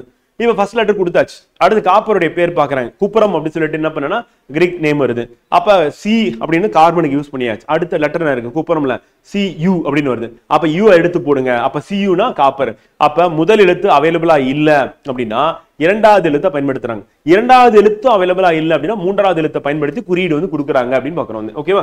அடுத்து ஜேக்கப் பெஸ்டிலிஸ் என்ன பண்றாரு அப்படின்னா இந்த மாதிரி குறியீடுக்கு பதிலா ஆல்பபெட்டுக்கு போயிடுவோம், அதுதான் நல்லது. ஏன்னா நிறைய கண்டுபிடிச்சிட்டே இருக்காங்க, அப்ப புதுசு புதுசா கண்டுபிடிக்கும் பேர் வைக்கலாம் அப்படின்ட்டு. அதுலயும் சிலது வந்து பாத்தீங்கன்னா ஏன்டா சோடியத்துக்கு வந்து எண்ணெயை கொடுத்துருக்காங்க அப்படின்னு நம்ம யோசிச்சுட்டு இருப்போம் உட்காந்து வந்து. அப்ப சோடியம் அப்படின்னும் போது எஸ்ஸும் இல்ல ஓவும் இல்ல எஸ்டியும் இல்ல. ஏன் வந்து எண்ணெயை கொடுத்தாங்கன்னா அது எங்க இருந்து வருதுன்னா கிரீக் நேம் வந்து நேட்ரியத்துல இருந்து வருது, அதனால எண்ணெயம். அப்ப நேட்ரியம்னா எண்ணெயம். அதே மாதிரி பொட்டாசியத்துக்கு வந்து என்ன பேருன்னா கேலியம் அப்படின்னு சொல்லி சொல்லுவாங்க, அதனாலதான் கே வருது அந்த கிரீக்ல வந்து. ஆனா நம்ம இங்கிலீஷ்ல தான் பயன்படுத்துறோம், ஆனா குறியீடு மட்டும் நம்ம என்ன பண்றோம் ஸ்டீல் வந்து பாத்தீங்கன்னா கிரீக்ல இருக்க குறியீடு தான் நம்ம பயன்படுத்திட்டு இருக்கோம். அப்ப சோடியம் சொல்லிட்டு எண்ணெய் நம்ம எழுதுறோம் வந்து. அப்ப சோடியத்தோட என்ன பேர் என்னன்னா கிரீக்ல நேட்ரியம். அப்ப நேட்ரியம் என்று அழைக்கப்படும் தனிமம் எதுன்னு கேட்பாங்க, கேட்டானா சோடியம். கேலியம் என்று அழைக்கப்படும் தனிமம் எதுன்னு கேட்பாங்க, கேலியம். கேலியம் என்று அழைக்கப்படும் கேட்டானா பொட்டாசியம் வந்து. அடுத்து இரும்பு வந்து என்ன சொல்லுவாங்கன்னா ஃபெரம். காப்பர் வந்து குப்பரம் வந்து, அதனால சி வந்திருக்கு. சில்வர் வந்து அர்ஜென்டம், அதனால ஏஜி வந்திருக்கு. கோல்டு வந்து பாத்தீங்கன்னா ஆரம், அதான் ஏயு வந்திருக்கு. ஆரம்னா நம்ம என்ன சொல்லுவோம் நெக்லஸ் ஆரம் சொல்லிட்டு நகை பார்த்திருப்பீங்க, ஜுவல்லரி பார்த்திருப்பீங்க. சோ அப்ப அந்த ஜுவல் வந்து பேரு தான் ஆரம் அப்படின்னு ஞாபகம் வச்சுக்கோங்க. மெர்குரி அதே மாதிரி என்ன சொல்லியிருக்காங்கன்னா ஹைட்ராஜெரம் அப்படின்னு பார்க்கணும், HG வந்து. லெட் அப்படின்றது வந்து பிளம்பம் அப்படின்னு சொல்லி பார்க்கணும், PB வந்து. டின் வந்து stannum, SN. Antimony CBM, SP. Tungsten வந்து பாத்தீங்கன்னா உல்ஃபரம் பார்க்கறோம், அதனாலதான் W வருதுன்னு பார்க்கணும். இப்போ உங்களுக்கு புரிஞ்சிருக்கும் ஏன் வந்து இந்த குறியீடே வச்சாங்க அப்படின்னா கிரீக் நேம்னால அப்படி சொல்லுவாங்க. இதுல ரொம்ப ரொம்ப முக்கியமானது நம்ம அடிக்கடி எக்ஸாம்ல கேட்கறது எது அப்படின்னு கேட்டீங்க அப்படின்னா சோடியமும் பொட்டாசியமும் பல தடவை கேட்டிருக்காங்க ஃப்ரெண்ட், திருப்பியும் கேட்பாங்க. அடுத்து வந்து கோல்டு ஆரம் அப்படின்றது நமக்கு எக்ஸாம்ல கொஸ்டின் கேட்டிருக்காங்க, திருப்பியும் கேட்பாங்க அப்படின்னு சொல்லி பார்க்கறோம். அது வெரி வெரி இம்பார்ட்டன்ட் வந்து. அடுத்து லெட் பிளம்பம், அது இம்பார்ட்டன்ட். அடுத்து டங்ஸ்டன் வந்து இது வந்து நமக்கு எக்ஸாம்ல ரிப்பீட்டடா கேட்கறது, இந்த பக்கம் டிக் பண்ணி கொடுத்துருக்கேன். சோ அதை வந்து ஞாபகம் வச்சுக்கோங்க. சோ அது வந்து வெரி வெரி இம்பார்ட்டன்ட் வந்து. அடுத்து சில தனிமங்களுடைய குறியீடு அப்படின்னு பார்க்கும்போது பெயர் பெறப்பட்ட மூலம் வந்து பாத்தீங்கன்னா வேற வேற இருக்கு. இப்போ உதாரணத்துக்கு ஒரு நாட்டோட பேர்ல இருக்கு, ஒரு சயின்டிஸ்டோட பேர்ல இருக்கு, கடவுளோட பேர்ல இருக்கு, ஒரு நிறத்தோட பேர்ல இருக்கு, அதுக்கப்புறம் ஒரு கோளோட பேர்ல இருக்கு அப்படின்னு பார்க்கணும். சோ அப்படி பார்க்கும்போது அமெரிசியம் அப்படின்றது வந்து பாத்தீங்கன்னா தனிமத்தோட பேர், அது அமெரிக்கா அப்படின்ற நாடுல இருந்து வருது, AM அதனோட குறியீடு வந்து. அதே மாதிரி யூரோப்பியம் அப்படின்றது வந்து ஐரோப்பிய நாடுல கண்ட்ரின்னு சொல்ல முடியாது, அது வந்து என்ன சொல்லணும்னா காண்டினென்ட் சொல்லுவோம், கண்டம் சொல்லுவோம். அப்ப யூல வருது. ஆல்ஃபிரட் நோபல் வந்து பாத்தீங்கன்னா நொபிலியம் அப்படின்னு சொல்லுவோம், NO வந்து சயின்டிஸ்ட். அவர் தான் வந்து நோபல் பிரைஸ் காரணமா இருக்காரு, டைனமைட்டை கண்டுபிடிச்சாரு. அதுல வந்து ராயல்டி வச்சு அந்த பணத்தை எடுத்து பேங்க்ல டெபாசிட் பண்ணிட்டு உலக நன்மைக்காக ஏதாவது கண்டுபிடிச்சாங்க அப்படின்னா அவங்களுக்கு நோபல் பிரைஸ் கொடுக்குன்னு சொல்லிட்டு இனிஷியேட் பண்ணி வைக்கிறார். அதே மாதிரி அயோடின் அப்படின்றது வந்து பாத்தீங்கன்னா என்னன்னா ஊதா நிறத்தை குறிக்குது கிரீக்ல, அதான் ஐ சிம்பிள் அப்படின்னு பாக்குறோம். அடுத்து வந்து பாதரசம் அப்படின்றது வந்து நம்ம என்ன சொல்றோம்னா HG அப்படின்னு சொல்லி சொல்றோம், வந்து பாத்தீங்கன்னா ஹைட்ரஜன் அப்படின்னு ஏற்கனவே பார்த்தோம், கடவுளோட பேரா வந்து இருக்கு அப்படின்னு பாக்குறோம். புளூட்டோனியம் அப்படின்றது வந்து ப்ளூட்டோ அப்படின்ற பிளானட், PU அப்படின்னு பாக்குறோம். இப்ப கோலால அது வந்து என்ன சொல்றோம் குள்ளக்கோள் அப்படின்னு சொல்லி சொல்லுவாங்க. சோ குள்ளக்கோள் டவ் பிளானட். அடுத்து நெப்டியூனியம் அப்படின்றது நெப்டியூன் அப்படின்ற கோள் வந்து, அதே மாதிரி யுரேனியம் அப்படின்றது யுரேனஸ் அப்படின்ற கோள் வந்து. அப்ப எந்தெந்த தனிமங்கள் வந்து பார்த்தீங்கன்னா கோள்கள் பெயர்ல இருக்கு அப்படின்னு கேட்டாங்கன்னா புளூட்டோ, நெப்டியூனியம் அண்ட் யுரேனியம் அப்படிங்கிறோம். இதெல்லாம் கடவுளோட பேர்ல எது இருக்குன்னா பாதரசம் இருக்கு, கலரோட பேர்ல எது இருக்குன்னா அயோடின் வந்து, சயின்டிஸ்டோட பேர்ல எது இருக்குன்னா நொபீலியம் வந்து, அதே மாதிரி கண்டத்தோட பேர்ல எது இருக்குன்னா யூரோப்பியம் வந்து, நாட்டோட பேர்ல இருக்கு அமெரிசியம் அப்படி பார்க்கிறோம். அப்ப நாட்டோட பேரு, கண்டத்தோட பேரு, சயின்டிஸ்டோட பேரு, கலரோட பேர்ல அண்ட் கடவுளோட பேர்ல அண்ட் கோள்கள் பேர்ல வந்து இருக்கக்கூடிய தனிமங்கள் அப்படி பார்க்கிறோம். இது தனிம சட்டத்தில் இருக்குது. அடுத்த தனிமங்களின் வகைப்பாடு. சரி, இப்ப தனிமங்களுக்கு வந்து குறியீடு கொடுத்து பார்த்தோம், ஆல்பபெட்ல பேர் வச்சாச்சு, பேரை வச்சு முடிச்சாச்சு. இப்ப எப்படி வகைப்படுத்துறது, அது எப்படி படிக்கிறது அப்படின்னும் போது வந்து அப்ப சயின்டிஸ்ட் மத்தியில் என்ன பண்றாங்கன்னா இதை வகைப்படுத்திட்டா நல்லா படிக்கலாம், ஸ்டடி பண்ணலாம் அப்படின்னு முடிவு பண்றாங்க. அப்படி பண்ணும்போது லவாஷியர் என்ன பண்றாருன்னா ஃபர்ஸ்ட் வந்து அவர் தான் ஃபர்ஸ்ட் முதலில் தனிமங்களை உலோகங்கள் அலோகங்கள் என வகைப்படுத்தினார். 2 பிரிவா பிரிக்கிறார் வந்து. சோ அப்ப என்ன பண்ணா உலோகம் அலோகம் பிரிச்சது யாருன்னு கேட்பாங்க, கேட்டாங்கன்னா லவாஷியர். அவ்வளவு முடிஞ்சிச்சு வந்து. டோபரினியர் வந்து என்ன பண்றாரு அப்படின்னா வந்து தனிமங்களை வந்து மும்மை அடுக்குகளாக வரிசைப்படுத்தினார், 3 பிரிக்கிறார் வந்து. அதே என்ன 3 அப்படின்னும் போது முதல் தனிமம் 2வது தனிமம் இருக்கு, 2த்துடைய நிறைய கூட்டி வந்து 2ஆல வகுத்துனா அதான் நடுவில் இருக்க தனிமத்துடைய நிறைய வந்து இருக்கும் அப்படின்னு சொல்லிட்டு அந்த அடிப்படையில் வரிசைப்படுத்துறாரு. ஆனா அந்த மாதிரி என்ன பண்ண முடியல, சக்சஸ்ஃபுல்லா பண்ண முடியல அப்படின்னு பார்க்கணும்.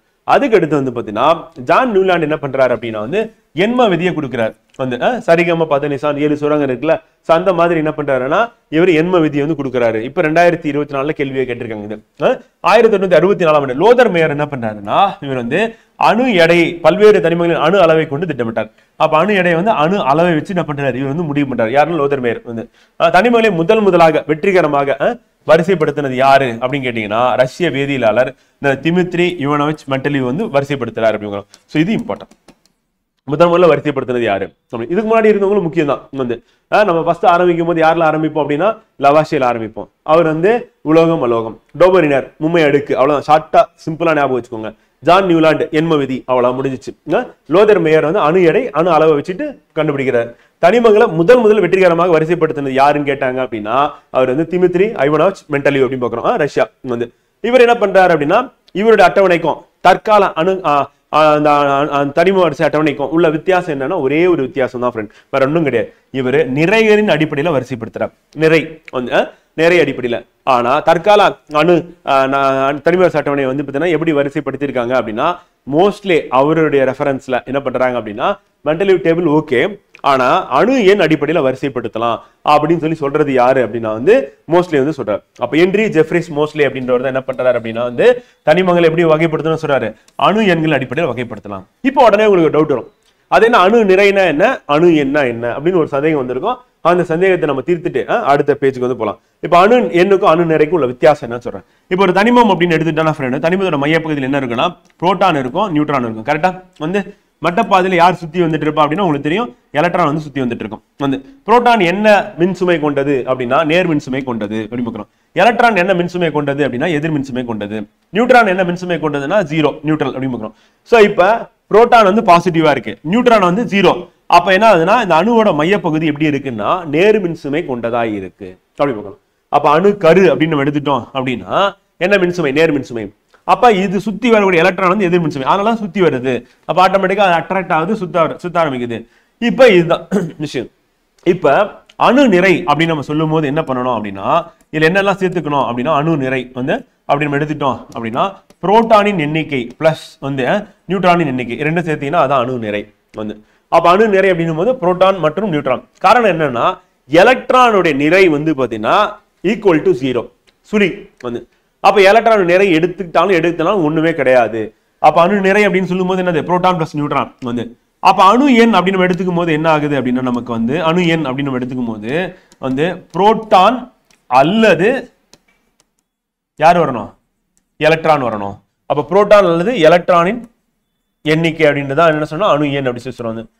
அப்ப நம்ம அணு நிறை சொல்லும் போது வந்து பாத்தீங்கன்னா புரோட்டான் பிளஸ் நியூட்ரானின் எண்ணிக்கை அப்படின்னு போட்டீங்கன்னா முடிஞ்சு. அப்ப ரெண்டுத்தையும் கூட்டணும் வந்து, புரோட்டானின் நியூட்ரானின் கூட்டணும். புரோட்டான் நியூட்ரான் எங்க இருக்கு, அணுக்கருல இருக்கு வந்து. அதே அணு எண் அப்படின்னும் போது புரோட்டான் அல்லது எலக்ட்ரானின் எண்ணிக்கை. அப்ப என்ன சொல்றாங்கன்னா ரெண்டுமே சமமா இருக்கு, ஆனால் ரெண்டுத்துல ஏதாவது ஒன்று எடுத்துக்கோங்கன்ற வந்து. அப்ப ஒரு அணுவின் அணு நிறை அப்படின்னும் போது அணுக்கரு நிறையும் சமம் தான். ஏன்னா அது மட்டும் தான் நம்ம எடுத்துக்கிறோம், எலக்ட்ரானை கன்சிடரே பண்றது இல்லை. அப்ப அணு எண் அப்படின்னும் போது புரோட்டான் அல்லது எலக்ட்ரான் எண்ணிக்கை. சரி, ஏன் இந்த மாதிரி மாத்தினாங்கன்னு அடுத்து உங்களுக்கு ஒரு கேள்வி வரும்ல. அதுதான் மென்டலி ரெடி பண்ணதை அப்படியே வச்சுக்க வேண்டியதான். நிறைய ஏன் மாத்தினாங்க அப்படின்னா சில இடங்கள்ல நிறை அதிகமாயிட்டே போகணும். போக போக இப்போ ஹைட்ரஜன் இருக்கிறதுல நிறை குறைவானது, ஓக்னசான் நிறை அதிகமானது அப்படின்னு வச்சுப்போம். ஸோ அப்படி போக போக நிறை அதிகமாயிட்டே போகணும். ஆனால் ஒரு சில இடங்கள்ல என்ன பண்றாருன்னா மெண்டலியோட பீரியாடிக் டேபிள் என்ன பண்றாருன்னா நிறை அதிகமா இருக்கிறத முதல்லையும் நிறை கம்மியாக அடுத்து வைக்கிறார். இந்த மாதிரி ஏன் வைக்கணும் அப்படின்னா தனிமங்களை நம்ம எப்படி வரிசைப்படுத்திருக்கோம் அப்படின்னா இடதுல இருந்து வலது இப்படி நம்ம போனாலும் குரூப் பண்றோம். அப்ப அந்த குரூப்புக்குள்ள உட்கார வைக்கணும் அப்படின்றதுக்காக என்ன பண்றாருன்னா மொத்தம் 18 குரூப்பா பிரிக்கிறோம், 18 தொகுதி அதுல உட்கார வைக்கணும்ன்றதுக்காக கொஞ்சம் முன்ன பின்ன மாத்தி வைக்கிறேன். அப்ப மோஸ்ட்லி வரும்போது என்ன பண்றாரு எக்ஸ்ரே வச்சு என்னது அணு என கண்டுபிடிக்கிறார். அப்ப எக்ஸ் கதிர்களை பயன்படுத்தி அணு என கண்டுபிடிச்சாரு மோஸ்ட்லி.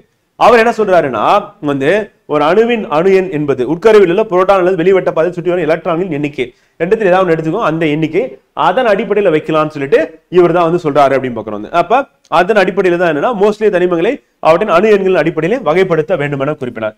இதுதான் நவீன ஆவர்த்தன விதி அப்படின்றோம். அப்ப நவீன ஆவர்த்தன விதியில என்ன யூஸ் பண்றாங்க வார்த்தை என்னன்னா அணு எண் அப்படின்னு யூஸ் பண்றாங்க. அதுதான் நமக்கு இம்பார்ட்டன்ட். அப்ப தனிமங்களின் இயற்பியல் வேதியியல் பண்புகள் அத்தனிமங்களின் அணு எண்களுக்கு ஏற்ப அதே மென்டலிவ்னா அணு நிறைகளுக்கு ஏற்பன்னு வரும். அதே மோஸ்ட்லி இல்ல நவீன ஆவர்த்தன விதி அப்படின்னா அணு எண்களுக்கு ஏற்ப மாற்றம் அடைகின்றது அப்படின்னு பாக்குறோம். அடுத்து நவீன அல்லது நீள் வடிவ தனிமவரிசை அட்டவணை அப்படின்னு பார்க்கும்போது பாத்தீங்கன்னா எப்படி இருக்கு அப்படின்னா அணு எண்களின் ஏறு வரிசையில் அப்ப ஆரம்பிக்கும் போது 1ன்னு ஆரம்பிக்கும், ஹீலியம் 2ன்னு ஆரம்பிக்கும், அடுத்து இங்க 3 4 அப்புறம் இங்க பாத்தீங்கன்னா 5 6 7 8 அப்படின்னு போகும். சோ அப்ப எப்படி அடுக்கிருக்காங்க அப்படின்னு பாத்தீங்கன்னா லெஃப்ட்ல இருந்து ரைட்டுன்னு போறாங்க. அப்ப கிடைமட்டமா இருக்கு அப்படின்னா தொடர்கள் என்ன சொல்றோம் வரிசைகள். அப்புறம் செங்குத்தாவும் 18 இருக்கு, அதை என்ன சொல்றோம் அப்படின்னா தொகுதிகள் அப்படின்னும். அப்ப கிடைமட்டமா இருக்கக்கூடிய தொடர்கள் வரிசைகள் என்றோம், செங்குத்தா இருக்கிறது தொகுதிகள் எனவும் நம்ம அழைக்கிறோம். அப்ப இது என்ன சொல்றோம்னா பீரியட்ஸ் சொல்றோம். கிடைமட்டமா இருக்கிறது, செங்குத்தா இருக்கிறது என்ன சொல்றோம்னா குரூப்ஸ் அப்படின்னு சொல்றோம். வெர்டிகலா இருக்கிறது. நவீன ஆவர்த்தன அட்டவணையில என்ன பண்றோம்னா எத்தனை தொகுதிகளாக பிரிக்கிறோம் அப்படின்னா மொத்தம் 18 செங்குத்தா இருக்கிறது தொகுதிகள் சொல்றோம். ஆனா இதை பெரிய அளவுல பிரிக்கும் போது ஒரு அபார்ட்மெண்ட் போனா ஏ பிளாக் பி பிளாக்ன்றலாம் அந்த மாதிரி S block P block D block F பிளாக்னு சொல்லி மொத்தம் 4 பிரிக்கிறோம் அப்படின்னு பாக்குறோம். அப்ப எஸ் பிளாக்னா யாரு அப்படின்னா முதல் இந்த 2 இருக்குல்ல ஃப்ரெண்ட், இது ரெண்டும் சேர்ந்ததுதான் எஸ் பிளாக். எதுனா முதல் தொகுதி இரண்டாவது தொகுதி கார உலோகம் கார மண் உலோகம். அடுத்து பி பிளாக் அப்படின்றது யாரு அப்படின்னா இதுதான் பி பிளாக் மொத்தமா அப்ப 13ல இருந்து ஆரம்பிச்சு 18 வரையும் பாத்தீங்கன்னா பி பிளாக் அப்படின்னு சொல்லி பாக்குறோம். டி பிளாக் தான் எது அப்படின்னா பாத்தீங்கன்னா இங்க இருக்க 3ல இருந்து ஸ்டார்ட் ஆகி 12 வரையும் இருக்கிறத நம்ம என்ன சொல்றோம்னா டி பிளாக் அப்படின்னு சொல்லி பாக்குறோம். இங்க இருந்து இதுக்குள்ள இருக்கிறதா டி பிளாக். அதே பாத்தீங்கன்னா எஃப் பிளாக் அப்படின்றது எதை சொல்றோம் அப்படின்னா இங்க இருக்கக்கூடிய லாந்தனைடு ஆக்டினைடு எஃப் பிளாக். அப்ப தனிமவரிசை அட்டவணையில பாத்தீங்கன்னா பி பிளாக் எஸ் பிளாக் அப்படின்றது முதல் தொகுதி இரண்டாம் தொகுதி, பி பிளாக் அப்படின்றது 13வது தொகுதியில இருந்து 18வது தொகுதி வரையும், டி பிளாக் அப்படின்றது 3வது தொகுதியில இருந்து 12வது தொகுதி வரையும், அண்ட் எஃப் பிளாக் அப்படின்றது லாந்தனைடு ஆக்டினைடுகள் அப்படின்னு சொல்லி பார்க்கணும். இது இம்பார்ட்டன்ட். இப்ப முதல் வரிசை அப்படின்றது இருக்கிறதுலே தான் சிறிய வரிசை. ஏன்னா மொத்தமே 2 தான் இருக்கு. யாரு அப்படின்னு பாத்தீங்கன்னா ஒன்னு ஹைட்ரஜன், இன்னொன்னு என்ன அப்படின்னா ஹீலியம் அப்படி பார்க்கணும். அப்ப முதல் வரிசை பாருங்க, பாத்தீங்கன்னா உங்களுக்கு தெரியும் இங்க யார் இருக்கு ஹைட்ரஜன் இருக்கு, இங்க யார் இருக்கு ஹீலியம் இருக்கு. சோ அப்ப ஹைட்ரஜன் ஹீலியம் தான் முதல் வரிசையில இருக்கு அப்படின்னு சொல்லிருக்கோம். சோ அவங்களதான் என்ன சொல்றோம் அப்படின்னா பாத்தீங்கன்னா முதல் வரிசை குறுகிய வரிசை அப்படின்ற இரண்டாவது வரிசை அப்படின்னு பார்க்கும்போது எத்தனை தனிமங்கள் இருக்கு அப்படின்னு பாத்தீங்கன்னா ஃப்ரெண்ட் சோ இங்க முதல் வரிசையில 2 இருக்கும் பார்த்தோமா, இரண்டாவது வரிசையில எத்தனை இருக்குன்னு பாத்தீங்கன்னா 8 இருக்கும். லித்தியத்தில் ஆரம்பிக்கும், நியான்ல போய் முடியும். அதே ஹைட்ரஜன் ஹீலியம் தான் முதல் வரிசையில் 2 தனிமம். அடுத்து மூன்றாவது வரிசை அப்படின்னு எடுத்துக்கும் போது பாத்தீங்கன்னா பீரியட் என்னன்னா சோடியத்தில் ஆரம்பிக்குது. அது மொத்தம் 8 தனிமங்கள் இருக்கும். எதுல போய் முடியும் அப்படின்னா ஆர்கான்ல போய் முடியும். அடுத்து நான்காவது வரிசை அப்படின்னு எடுத்துட்டோம் அப்படின்னா 18 தனிமங்கள் இருக்கு. பொட்டாசியத்தில் ஆரம்பிக்கும், அங்க போய் கிரிப்டான்ல போய் முடியும்.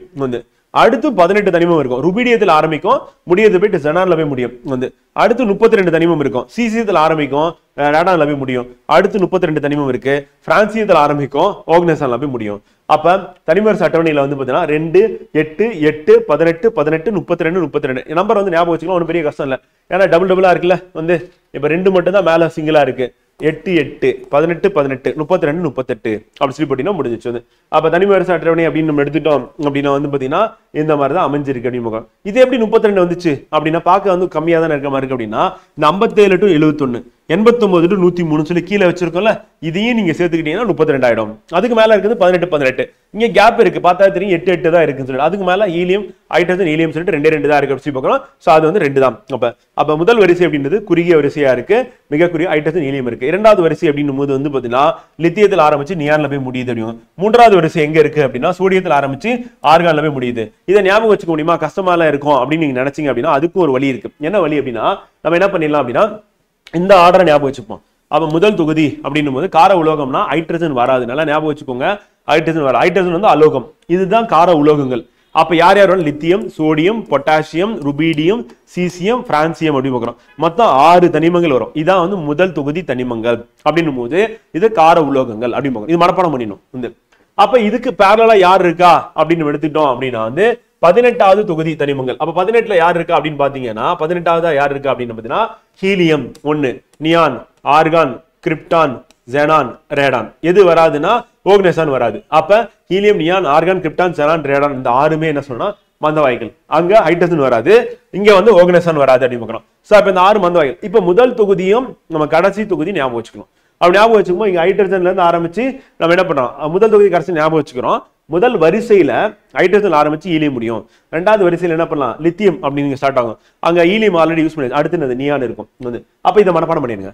Lithium, sodium, potassium, rubidium, caesium, francium. அப்ப lithium, sodium, potassium, rubidium, caesium, francium அப்படின்னு பாக்குறோம். இது முதல் தொகுதியில இருக்க தனிமங்கள் வந்து. மேல ஹைட்ரஜன் வந்து ஆரம்பிக்காது, கார உலோகமா இருந்தா. பட் தொகுதினா ஹைட்ரஜனை சேர்த்துக்க வேண்டியதான். இன்னும் ஹைட்ரஜன் வந்து டிபேட்ல தான் இருக்கு. இங்க வைக்கலாமா இல்லைன்னா ஹீலியத்துக்கு பக்கத்துல வைக்கலாம். ஏன் ஹீலியத்துக்கு பக்கத்துல வைக்கணும் அப்படின்னா இந்த இங்க இருக்கக்கூடிய இந்த லாவெண்டர் கலர் இருக்குல்ல, லாவெண்டர் அண்ட் ப்ளூ கலர் எல்லாம் இருக்குல்ல, இந்த இது ஸ்கை ப்ளூ கிடையாது, நான் ப்ளூ. இந்த கலர் எல்லாமே எதுல வருது அப்படின்னா வந்து பாத்தீங்கன்னா வந்து அலோகங்கள்ல வருது. இந்த ஸ்கை ப்ளூல இருக்குல்ல, boron, silicon, germanium, arsenic, antimony, tellurium அப்படின்னு பார்த்தோம்ல, ஞாபகம் இருக்கா? என்ன பார்த்தோம், உலோக போலிகள் அப்படின்னு பார்த்தோம். அந்த உலோக போலிகள் இதுக்கப்புறம் இருக்கிறது யாருப்பா அப்படின்னா அலுமினியம் எடுத்துட்டோம், காலியம் எடுத்துட்டாலும் இதெல்லாம் யார் வந்துரும் அப்படின்னா உலோகம் வந்துடும். அப்ப இங்க இருந்து ஆரம்பிச்சு அந்த கிரீன்ல இருந்து எல்லோ, அப்புறம் ஆரஞ்சு, இந்த பிங்க், இது எல்லாமே வந்து பாத்தீங்கன்னா என்னவா இருக்கு அப்படின்னு கேட்டீங்கன்னா உலோகங்களா இருக்கு அப்படின்னு பாக்குறோம் ஃப்ரெண்ட். சோ அப்ப நம்ம முதல் தொகுதியும் கடைசி தொகுதியும் மனப்பாடம் பண்ணிடணும். பண்ணிட்டா சுலபமா போயிடும். Helium, neon, argon, krypton, xenon, radon, oganesson அது 118 அப்படின்னு 6 தான் நமக்கு இம்பார்ட்டன்ட். இங்க வந்து ஹைட்ரஜன் மேல தலையில உட்கார்ந்து இருக்கு, ஆனா அது அலோகம் வந்து. கீழே இருக்கிறதுல உலோகம் வந்து லித்தியம், சோடியம், பொட்டாசியம் வந்து. இது 3 ஃபர்ஸ்ட் ஞாபகம் வச்சுக்கணும். அடுத்து ருபீடியம், சீசியம், பிரான்சியம் வந்து. அப்ப lithium, sodium, potassium, rubidium, caesium, francium அப்படின்னு மனப்பாடம் பண்ணிட்டீங்கன்னா முடிச்சு வந்து. சோ இது இம்பார்ட்டன்ட். அப்ப என்ன பண்ணா முதல் தொடர் எங்க ஹைட்ரஜன் ஆரம்பிச்சு ஹீலியம், ரெண்டாவது லித்தியம், அங்க நியான். அப்ப அந்த ஞாபகம் வச்சுட்டு என்ன பண்ணலாம், டக்கு டக்குன்னு அதை இதையும் எழுதிட்டு என்ன பண்ணிடலாம், இதுல இருந்து இது 1 2 3 4 5 6 7 அவ்வளவு முடிச்சு. மொத்தம் 7 தொடர் தான். சோ அப்ப இது ஈஸியா இருக்குல்ல, அந்த மாதிரி போட்டு போயிடலாமா? இப்ப 4வது வரிசை அப்படின்னா இந்த பக்கம் நம்ம லைனா தெரியும், நம்ம 1வது தொகுதி மனப்பாடம் பண்ணிருப்போம், 18வது தொகுதி மனப்பாடம் பண்ணிருப்போம் வந்து. அப்ப 4வது அப்படின்னா பொட்டாசியத்துல இருந்து கிரிப்டான் வரை வந்து. 5வது அப்படின்னு பார்க்கும்போது ருபீடியத்துல இருந்து செனான் வரை. 6வது அப்படி சொல்லி எடுத்துக்கும் போது வந்து பாத்தீங்கன்னா இது வந்து சீசியத்துல இருந்து ரேடான் வரை பார்க்கிறோம். 7வது அப்படி சொல்லி எடுத்துக்கும் போது வந்து பாத்தீங்கன்னா வந்து என்னது கடைசியா இருக்கு அப்படின்னு பாக்குறோம் வந்து. அது நம்ம பிரான்சியம் அப்படின்னு பார்த்தோம், சீசியம், பிரான்சியம் பார்த்தோம், ருபீடியம், சீசியம், பிரான்சியம். இங்க வந்து ஓக்னேசான் அப்படின்னு பாக்குறோம் வந்து. சோ இது 7வது. சோ அப்ப எந்த தொகுதி எந்த தொடர் வந்து பெருசா இருக்கு அப்படின்னா இங்க நம்ம பார்த்த 7வது தொடர் தான் பெருசா இருக்கு அப்படின்னு பாக்குறோம். காரணம் என்ன அப்படின்னா வந்து 32 தனிமங்கள், 32 7 6 தான் பெருசா இருக்கு, அதிகமான தனிமங்கள் இருக்கு, 32 இருக்கு அப்படின்னு பாக்குறோம். சோ அது நமக்கு இம்பார்ட்டன்ட். இப்ப நம்ம வந்து கிடைமட்டமா இருக்கிறது பார்த்தாச்சு. இப்ப செங்குத்தா இருக்க தொகுதிகள் பார்ப்போங்க. சோ அது நமக்கு எக்ஸாம் மைண்டல் ரொம்ப ரொம்ப முக்கியம். இப்ப மொத்தம் 18 குரூப் இருக்குமா. ஃபர்ஸ்ட் குரூப்பை நம்ம என்ன சொல்றோம் அப்படின்னா வந்து கார உலோகங்கள் சொல்றோம். வெரி வெரி இம்பார்ட்டன்ட் முதல் தொகுதி வந்து. அடுத்து என்ன சொல்றோம் அப்படின்னா வந்து கார மண் உலோகங்கள் சொல்றோம். சோ அதுவும் நமக்கு இம்பார்ட்டன்ட். 3வது முதல் 12வது தொகுதி அதை நம்ம என்ன சொல்லுவோம், அந்த எல்லோ கலர்ல இருந்து அதெல்லாம் மெட்டல்னு. சோ அது என்ன சொல்லுவோம் அப்படின்னா இடைநிலை தனிமங்கள் அப்படின்னும் வந்து. இடைநிலை தனிமங்கள் அப்படின்னு சொல்லுவோம். சோ அப்ப கார உலோகங்கள், கார கண் உலோகங்கள், அதுக்கப்புறம் இடைநிலை தனிமங்கள் சொல்லியாச்சு. இப்ப தொகுதி 1 2 அப்புறம் நடுவில் இருக்கிறது விட்டுருவோம். 3ல இருந்து 12 13ல இருந்து 18 வரை இருக்கிறது என்ன சொன்னா அந்த சாதாரண தனிமம், முக்கிய தொகுதி தனிமங்கள், பிரதிநிதித்துவ தனிமங்கள் சொல்லி இதுக்கு பேர்லாம் இருக்கு. அந்த பேரெல்லாம் நம்ம கேட்டுருவாங்க. அது நடுவில் இருக்கிற அந்த மெட்டல் தான். சரி, நடுவில் இருக்கிற அந்த மெட்டலை தவிர்த்து முதல் 2 கடைசியில 13ல இருந்து 18 வரையும் இருக்குது. 16வது தொகுதி என்ன சொல்லணும்னா சால்குஜன் குடும்பங்கள் அப்படின்னு.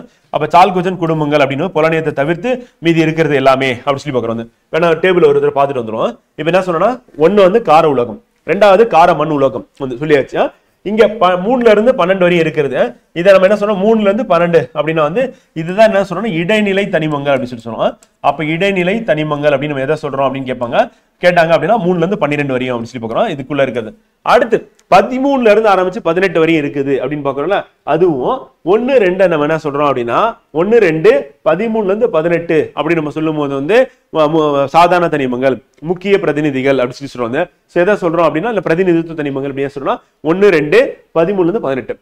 அடுத்து நம்ம இப்ப பார்த்தா 16வது தொகுதி தனிமம் என்ன சொன்னோம்னா சால்கோஜன் அப்படின்னு சொல்லி சொல்றோம். சால்கோஜன் அப்படின்னு எதை சொல்றோம் அப்படின்னா வந்து 16 சொல்றோம். இதுல முக்கியமானது யாருன்னா ஆக்சிஜன், சல்பர், செலினியம், டெல்லூரியம் அப்படிங்க. இந்த நாலுமே என்ன சொல்றோம் அப்படின்னா வந்து பாத்தீங்கன்னா சால்கோஜன் அப்படின்னு சொல்லி சொல்றோம். இந்த 4 தனிமங்கள். அப்ப சால்கோஜன் குடும்பத்தை சார்ந்த தனிமங்கள் யாருன்னு கேட்டா கண்டிப்பா யாரை கேட்பாங்கன்னா ஆக்சிஜனை கேட்பாங்க. அப்ப ஆக்சிஜன் தான் சால்கோஜன் குடும்பத்தை சார்ந்தது அப்படின்னு பார்க்கலாம். அடுத்து ஹாலஜன் குடும்பங்கள் அப்படின்னு நம்ம எதை சொல்லுவோம் அப்படின்னா இதை வந்து ஹாலஜன் குடும்பங்கள் அப்படின்னு சொல்லி சொல்றோம். அப்ப ஹாலஜன் அப்படின்ற குடும்பம் அப்படின்னு எதை சொல்றோம் அப்படின்னா வந்து ஃப்ளூரின், குளோரின், புரோமின், அயோடின் அப்படின்னு பார்க்கிறோம். அப்ப ஃப்ளூரின், குளோரின், புரோமின், அயோடின் அப்படின்றது ஹாலஜன் குடும்பம் அப்படின்னு பார்க்கிறோம். அது வந்து 17வது தொகுதி தனிமங்கள் அப்படின்னு சொல்லி பார்க்கிறோம். இதுவும் நமக்கு எக்ஸாம் பாயிண்ட் ஆஃப்ல வெரி வெரி இம்பார்ட்டன்ட் ஃப்ரெண்ட் இது. அப்ப ஹாலஜன் அப்படின்ற குடும்பங்கள், ஹாலஜன் அப்படின்ற குடும்பம் வந்து எதை சொல்றோம் அப்படின்னா 17வது தொகுதி தனிமங்கள் அப்படின்னு 18வது தொகுதி தனிமங்கள் அப்படின்னு பார்க்கும்போது உன்னத வாயுக்கள், மந்த வாயுக்கள் என்று அழைக்கப்படுகின்றன. யார் அப்படின்னா 18வது தொகுதி தனிமங்கள் அப்படின்னு பார்க்கிறோம். சோ அப்ப நமக்கு எதெல்லாம் முக்கியம் அப்படின்னு பாத்தீங்க அப்படின்னா சிம்பிள் தான் ஃப்ரெண்ட். வந்து பீரியாடிக் டேபிள் எதுவும் காம்ப்ளிகேட்டட் நினைக்க வேண்டியதில்லை. Very very simple. 1 கார உலோகம், 2வது கார மண் உலோகம், 16வது சால்கோஜன், 17வது ஹாலஜன், வந்து 18வது மந்த வாயுக்கள், உன்னத வாயுக்கள் முடிஞ்சு. லாந்தனைடு, ஆக்டினைடுகள் அப்படின்றது கீழே இருக்கு. லாந்தனைடுகள், ஆக்டினைடுகள் அப்படின்றது கீழே இருக்கு. வந்து இப்ப இதுக்கு நடுவில் இருக்கிறது இடைநிலை தனிமங்கள் அப்படின்னு பார்க்கிறோம். அதான் மெட்டல், எல்லோ கலர் இருக்குல்ல, சோ அது மெட்டலா இருக்கு அப்படின்னு பார்க்கிறோம். சோ அப்ப இடைநிலை தனிமங்கள் சொல்லிட்டு சோ இதுதான் நமக்கு எக்ஸாம் பாயிண்ட் ஆஃப் வியூல இம்பார்ட்டன்ட் அப்படின்னு சொல்லி பார்க்கிறோம். திருப்பி இந்த லாந்தனைடு, ஆக்டினைடு வந்து என்ன சொல்றோம்னா இதுக்கு என்ன சொன்னா உள் இடைநிலை தனிமங்கள். ஏன்னா இடைநிலை தனிமங்களா இருந்து எது இருக்குன்னா நம்ம பார்த்ததுல 3ல இருந்து 12 வரையும் இடைநிலை தனிமங்களா இருக்குன்னு பார்த்தோம். அதுக்குள்ள 3வது தொகுதியில வந்து பாத்தீங்கன்னா உள்ளுக்குள்ள எதை வச்சிருக்கோம், லாந்தனைடு, ஆக்டினைடு வச்சிருக்கோம். எடுத்துட்டு வந்து இங்க பிளேஸ் பண்ணிருக்கோம். அவ்வளவுதான். வந்து அப்ப லாந்தனைடு, ஆக்டினைடு அப்படின்றது 3வது தொகுதிக்குள்ளதான் இருக்கு அப்படின்னு சொல்லி பார்க்கிறோம். சோ அதை எடுத்துட்டு வந்து பிளேஸ் பண்ணிருக்கோம் அப்படின்னு பார்க்கிறோம் ஃப்ரெண்ட். சோ அது இம்பார்ட்டன்ட். ஓகேங்களா? இந்த மாதிரி நம்ம பீரியாடிக் டேபிள் படிச்சீங்க அப்படின்னா ரொம்ப சுலபமா கவர் பண்ணிடலாம். நமக்கு எக்ஸாம்ல கொஸ்டின் கேட்டாலும் சுலபமா ஆன்சர் பண்ணிடலாம். அடுத்து சேர்மங்கள் பார்க்க போறோம். சேர்மங்கள் அப்படின்னு பார்க்கும்போது என்னன்னா வந்து தனிமங்கள் ஒன்னா சேர்ந்து தான் என்ன பண்ணா சேர்மத்தை உருவாக்குது. குறிப்பிட்ட நிறைய விகிதத்தில் அப்படின்னு பார்க்கிறோம். சேர்மத்தில் உள்ள பகுதி பொருள் இயற்பியல் முறைப்படி நம்ம பிரிக்க முடியாது. இப்ப கார்பன் இருக்கு, ஆக்சிஜன் இருக்கு, கெமிக்கல் மெத்தட்ல அது தனித்தனியா பிரிச்சலாம். வந்து தாவரங்கள் என்ன பண்ணா கார்பன் டை ஆக்சைடு உடைச்சி அதுல இருக்க ஆக்சிஜன் தனியா எடுத்து ரிலீஸ் பண்ணிருது. கார்பன் என்ன பண்ணுதுன்னா உணவா மாத்துது. அதுதான் வந்து தரசமா மாத்துது. ஒளிச்சேர்க்கையில அதுதான் நடக்குது அப்படின்னு பார்க்கிறோம், சூரிய ஒளியை பயன்படுத்தி. அப்ப அங்க என்ன ரியாக்ஷன் நடக்குதுன்னா கெமிக்கல் ரியாக்ஷன் தான் நடக்குது அப்படின்னு பார்க்கிறோம். அப்போ ஒரு சேர்மம் உருவாகும் போது வெப்பத்தை வெளியிடுதலோ அல்லது உறிஞ்சுதலோ நிகழ்கின்றது அப்படின்னு பார்க்கிறோம். அப்ப ஒரு சேர்மம் ஒரு குறிப்பிட்ட உருகுநிலை மற்றும் கொதிநிலை பெற்றிருக்கிறது அப்படின்னு பார்க்கிறோம். அப்ப சேர்மம் என்ன பண்ணுது அப்படின்னா குறிப்பிட்ட என்னது உருகுநிலை மற்றும் கொதிநிலையை வச்சிருக்கு அப்படின்னு பார்க்கிறோம். சேர்மத்தின் பண்புகள் அதன் பகுதி பொருளின் பண்புகளில் இருந்து மாறுபடுகின்றன அப்படின்னு. சேர்மத்தின் பண்புகள் எப்படின்னா பகுதி பொருள் பண்புல மாறுபடுது. இது என்ன சொல்றோம், ஒரு படித்தான கலவை அப்படின்னு. பகுதி பொருள் பண்புல மாறுபடுது அப்படின்னா இப்ப எக்ஸாம்பிள் வந்து நம்ம உதாரணத்துக்கு வந்து நீரை வந்து சொல்லலாம். நீர் வந்து சொன்னா H2O அப்படின்னு சொல்லுவோமா. இப்ப ஆக்சிஜன் அப்படின்றது எரிய வைக்கிறதுக்கு காரணமான பொருளா இருக்கு. அது ஹைட்ரஜன் அப்படின்றது எரிபொருளா இருக்கு அப்படின்னு பார்க்கிறோம். அப்ப ஹைட்ரஜன் அப்படின்னா ராக்கெட்ல எரிபொருளா பயன்படுத்துறோம். அதே வந்து ஹைட்ரஜன் எங்க தண்ணியில இருக்கு, அது அந்த எரியதை அணைக்கிறது காரணமா இருக்கு. ஆக்சிஜன் எரிய துணை செய்யக்கூடிய பொருளா இருக்கு. இப்போ ஒரு மெழுகுவர்த்தி எரியணும், அதனால ஒரு கிளாஸ் டம்ளர் வச்சு மூடிட்டீங்க அப்படின்னா கொஞ்ச நேரத்தில் அணைஞ்சிடும். காரணம் என்னன்னா அந்த கிளாஸ் டம்ளருக்குள்ள இருக்கக்கூடிய ஆக்சிஜனை யூஸ் பண்ணி எரிஞ்சதுக்கு அப்புறம் எரியாது. வந்து பூமிக்கு அடியில தாவரங்கள், விலங்குகள் புதையுன்றது அதிக அழுத்தம், பூமிக்கு அடியில வெப்பம் காரணமா என்னது எரிய முடியாம அப்படியே நிலக்கரியா மாறிடுது. அதே மாதிரி விலங்குகள் உடம்புல இருக்கக்கூடிய ஃபேட் வந்து என்ன மாறிடுது, பெட்ரோலியமா மாறிடுது. அப்ப எரியறதுக்கு ஆக்சிஜன் வேணும். இப்ப இந்த ஆக்சிஜன் எரியறதுக்கும் எரிய வைக்கிறதுக்கு தேவை எரியும் பொருளா ஹைட்ரஜன் இருக்கு. ரெண்டும் ஒன்னா சேர்ந்து தண்ணியா மாறினதுக்கு அப்புறம் எரியறது அணைக்கிற பொருளா வந்து மாறிடுது அப்படி பார்க்கிறோம். அப்ப மாறுபட்டுல இருக்கு வந்து என்னது அதனுடைய பண்புகள் அதன் பகுதி பொருளின் பண்புகள் வந்து மாறுபடுகின்றன. அப்ப உருகுநிலை கொதிநிலை அப்படின்னு பார்க்கும்போது ஆக்சிஜன் வந்து -182 டிகிரில தான் என்ன லிக்விடா போகும் வந்து. ஆனா அந்த தண்ணியா மாறினதுக்கு அப்புறம் அது ரூம் டெம்பரேச்சர்ல சாதாரண அறை வெப்பநிலையில என்னது லிக்விடா இருக்கு, நீர்மமா இருக்கு. அப்போ ஒருபடி தானே கலவையா இருக்கணும். இதுதான் நம்ம சேர்மத்தை பத்தி புரிஞ்சுக்க வேண்டியது. ஆனா சேர்மத்துல கேள்வி எப்படி கேட்பாங்கன்னா இப்ப நம்ம பார்க்க போறதும் கேட்பாங்க. கனிம சேர்மம், கரிம சேர்மம். கனிம சேர்மம்னா பாறை தாதுக்கள். அப்போ உயிரற்ற பொருள் இருந்து கிடைச்சது அப்படின்னா அது கனிம சேர்மங்கள். எடுத்துக்காட்டு சுண்ணக்கட்டி, பளிங்கு, சமையல் சோடா அப்படின்னு பார்க்கணும்.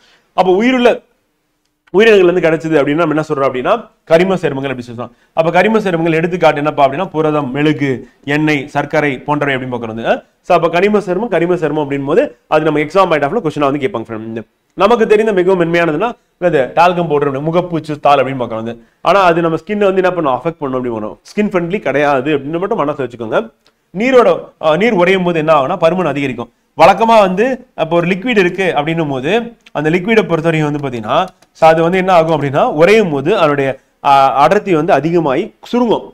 ஆனா தண்ணி மட்டும்தான் என்ன பண்ணும் அப்படின்னா வந்து அதோட அடர்த்தி எப்போ அதிகமாக இருக்கும் அப்படின்னா நீரோட அடர்த்தி வந்து எப்போ அதிகம்னா 4 டிகிரி செல்சியஸ்ல வந்து பார்த்தீங்கன்னா அதிகமாக இருக்கும். அதே நீர் வந்து 0 டிகிரி செல்சியஸ்ல வரும்போது என்ன ஆகும்னா வந்து அதோட அடர்த்தி குறைஞ்சு விரிவடைய ஆரம்பிக்கும். அப்போ 10% வந்து ரைஸ் ஆகும். அப்போ 10% எப்போ இன்க்ரீஸ் ஆகுது அப்படின்னா வாட்டர் மட்டும் இன்க்ரீஸ் ஆகுது. எப்போ அப்படின்னா வந்து உறையும் போது அப்படின்னு பார்க்கணும், ஞாபகம் வச்சுக்கணும். ஸோ அது இம்பார்ட்டன்ட். வந்து ஹைட்ரோஃப்ளூரிக் அமிலம் கண்ணாடியை கரைக்க வல்லது. அப்போ ஆசிட் அப்படின்றது வந்து பார்த்தீங்கன்னா கண்ணாடி அப்போ எதில் ஸ்டோர் பண்ணுவாங்கன்னா பீங்கான்ல ஸ்டோர் பண்ணுவாங்க, மண் பாத்திரத்தில் ஸ்டோர் பண்ணி வைப்பாங்க அப்படின்னு பார்க்கணும். வந்து அடுத்து நமக்கு இம்பார்ட்டன்ட் அப்படின்னு பார்த்தீங்கன்னா சேர்மங்கள், அதுல இருக்கக்கூடிய தனிமங்கள், அப்புறம் அது எங்க பயன்படுத்துறோம் அப்படின்றது நம்ம கேட்க போறாங்க. இப்போ ரொட்டி சோடா அப்படின்னு பார்க்கும்போது வந்து அது என்னன்னா சோடியம் பை கார்பனேட் அப்படின்னு பார்க்குறோம். வந்து ஸோ ரொட்டி சோடா அப்படின்னு சோடியம் பை கார்பனேட் அப்படின்னு பார்க்குறோம். இதுல என்ன இருக்குன்னா சோடியம் இருக்கு, ஹைட்ரஜன் இருக்கு, கார்பன் இருக்கு, ஆக்சிஜன் இருக்கு அப்படின்னு சொல்லி பார்க்குறோம். அப்போ ரொட்டி சோடா அப்படின்னும் போது சோடியம் பை கார்பனேட் NaHCO3 அப்படின்னு பார்க்குறோம். ஸோ அப்போ சோடியம் பை கார்பனேட் அப்படின்னு சொல்லி பார்க்குறோம். வந்து அப்போ தீயணைக்கும் சாதனங்கள்ல பயன்படுகிறது, பேக்கிங் பவுடர் தயாரிப்புல பயன்படுகிறது, பேக்கிங் பவுடர் தயாரிப்பு கேக் ரொட்டி தயாரிப்பில் பயன்படுகிறது. மூணாவது வந்து 3 பாயிண்ட்டுமே நமக்கு வந்து எக்ஸாம்ல கேட்போம். சலவை சோடா அப்படின்னும் போது வந்து இதுல என்ன இருக்குன்னா சோடியம் கார்பன் ஹைட்ரஜன் இருக்கு. அப்ப சோடியம் பை கார்பனேட் NaHCO3 அப்படின்னு வரும். இது NaHCO3 அப்படின்னு பார்க்குறோம். இது Na2CO3 அப்படின்னு பார்க்குறோம். அப்ப சோடியம் கார்பனேட்னா சலவை சோடா அப்படின்னு பார்க்குறோம். அப்புறம் 10H2O அப்படின்னு சொல்லிட்டு என்ன பண்ணணும்னா அதுல வாட்டர் இருக்கும் அப்படின்னு சொல்லி பார்க்குறோம். அப்ப சோடியம் பை கார்பனேட் அப்படின்னு சொல்லி பார்க்கும்போது சோடியம் இருக்கு, கார்பன் இருக்கு, ஆக்சிஜன் இருக்கு, பிளஸ் வாட்டரும் அதுல வந்து NH2O கூட இருக்கலாம். ஸோ அப்ப சோப்பில் வந்து பார்த்தீங்கன்னா தூய்மையாக்கியாக பயன்படுகிறது. 1 கடின நீரை மென்னீராக மாற்றும். 2 வந்து அதனுடைய பயன்களா வந்து இருக்கு அப்படின்னு பார்க்குறோம். அடுத்து சலவைத்தூள் அப்படின்னா கால்சியம் ஆக்சிக்ளோரைடு வந்து CaOCl2 அப்படின்னு பார்க்குறோம். கால்சியம் ஆக்சிக்ளோரைடு வந்து கால்சியம் இருக்கு, ஆக்சிஜன் இருக்கு, குளோரின் இருக்கு அப்படின்னு பார்க்குறோம். ஸோ அப்ப சலவை தொழில் பயன்படுகிறது, கிருமி நாசினியா பயன்படுகிறது, குடிநீர் சுத்திகரிப்பில் பயன்படுகிறது. அப்ப 3 விதமான பயன்கள் வந்து இதுல வந்து இருக்கு அப்படின்னு பார்க்குறோம். குயிக் லைம் அப்படின்னா கால்சியம் ஆக்சைடு வந்து CaO பாத்தீங்கன்னா தெரியும், சில இடத்துல கேபிட்டல் லெட்டர், சில இடத்துல ஸ்மால் லெட்டர் போடுவேன். அப்ப இரண்டாவது எழுத்து எப்பவுமே எப்படி இருக்கணும்னா ஸ்மால் லெட்டர்ல தான் இருக்கணும். முதல் எழுத்து வந்து எப்படி இருக்கணும்னா கேபிட்டல் லெட்டர்ல இருக்கணும். அதுதான் வந்து எழுதுறதுக்கான முறை அப்படி சொல்லுவாங்க கெமிஸ்ட்ரியில. அப்ப கால்சியம் இருக்கு, ஆக்சிஜன் இருக்கு. வந்து மேனுஃபேக்சரிங் ஆஃப் சிமெண்ட், அப்புறம் மேனுஃபேக்சரிங் ஆஃப் கிளாஸ் வந்து அப்ப சிமெண்ட் கிளாஸ் மேனுஃபேக்சரிங் பண்றதுக்கு கால்சியம் ஆக்சைடு. கால்சியம் ஹைட்ராக்சைடு வந்து CaOH போட்டு ஹோல் பிராக்கெட் போட்டு ட்வைஸ் பண்ணும். கால்சியம் ஹைட்ராக்சைடு அப்படின்னு பார்க்கணும். CaOH போட்டு பிராக்கெட் போட்டு ஹைட்ராக்சைடு 2 வந்து கால்சியம் ஆக்சிஜன் ஹைட்ரஜன் இருக்கு. எதுக்காக யூஸ் ஆகுதுன்னா ஒயிட் வாஷிங் ஆஃப் பில்டிங்க்கு யூஸ் ஆகுது அப்படின்னு பார்க்குறோம். வந்து கால்சியம் கார்பனேட் CaCO3 அப்படின்னு பார்க்குறோம். வந்து அப்ப CaCO3 அப்படின்னா கால்சியம் கார்பனேட் அப்படின்னு சொல்லி பார்க்குறோம்.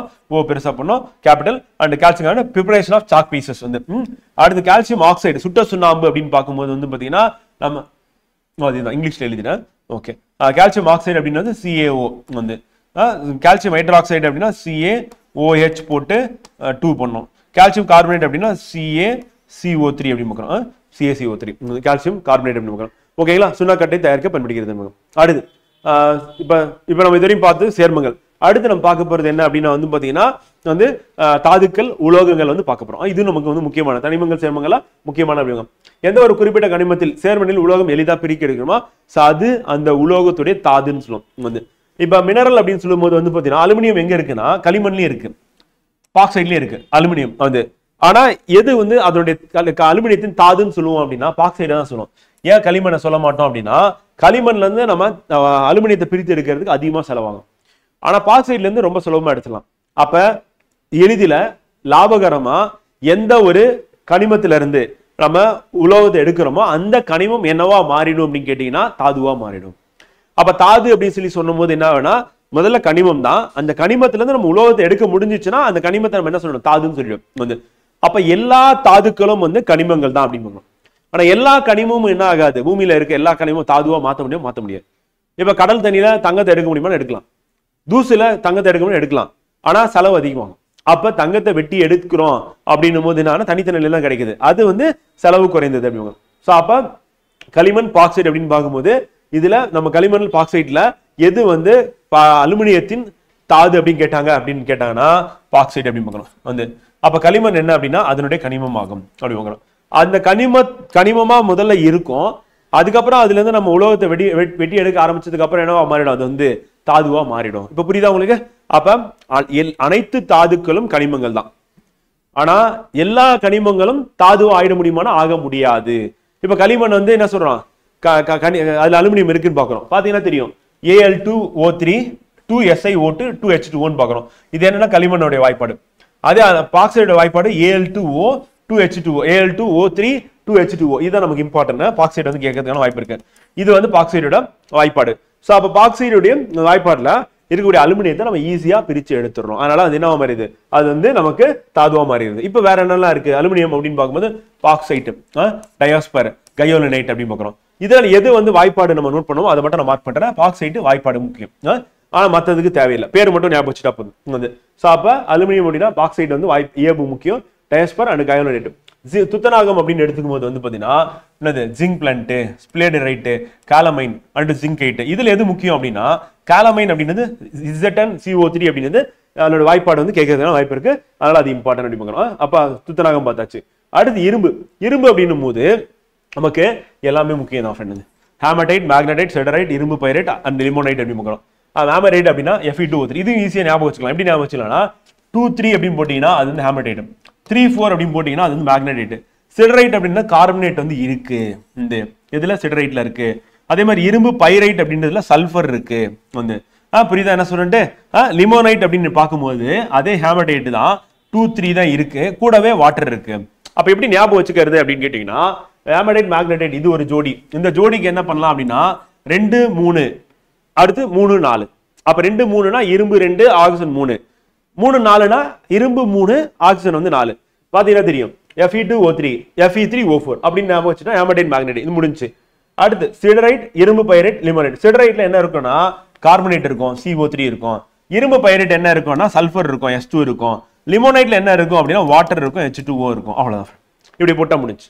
அப்புறம் இதெல்லாம் எப்படி போறது, இதுல இரும்பு தான் இருக்கு, வெறும் இரும்பு தான் இருக்கு, இதுல இரும்பு தான் இருக்கு. இங்க மட்டும் என்ன இருக்கு அப்படின்னா ஹேமடைடுடைய அந்த Fe2O3 இங்க வந்து திருப்பி இருக்கு அப்படின்னு பாக்குறோம்.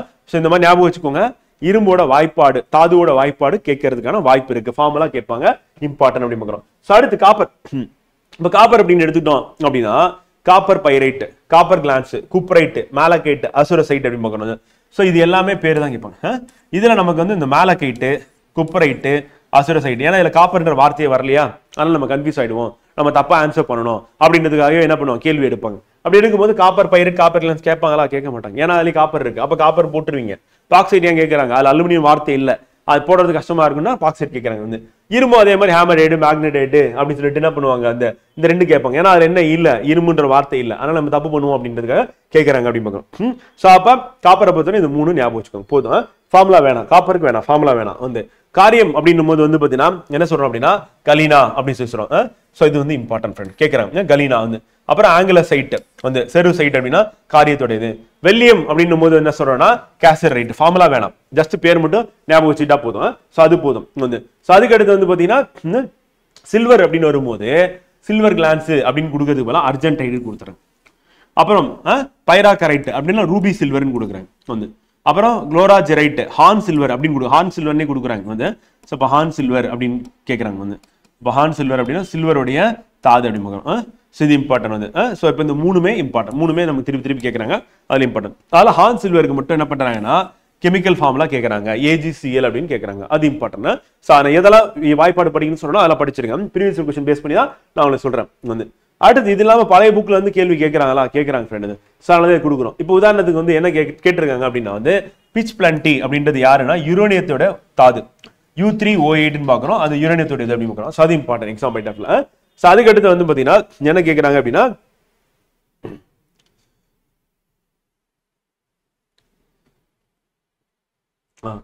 பாறை உப்பு கேட்கறாங்க. அந்த பாறை உப்பு இல்ல உப்புக்கள் வந்து பாறை உப்பு அல்லது உப்புக்கள் அப்படின்னா வந்து எதுன்னு பார்த்தீங்கன்னா NaCl அப்படின்னு பார்க்குறோம், சோடியம் குளோரைட். ஸோ அது வந்து கேட்குறாங்க. ஸோ அது எக்ஸாம் பாயிண்ட் ஆஃப்ல இம்பார்ட்டன்ட் அப்படின்னு பார்க்குறோம்.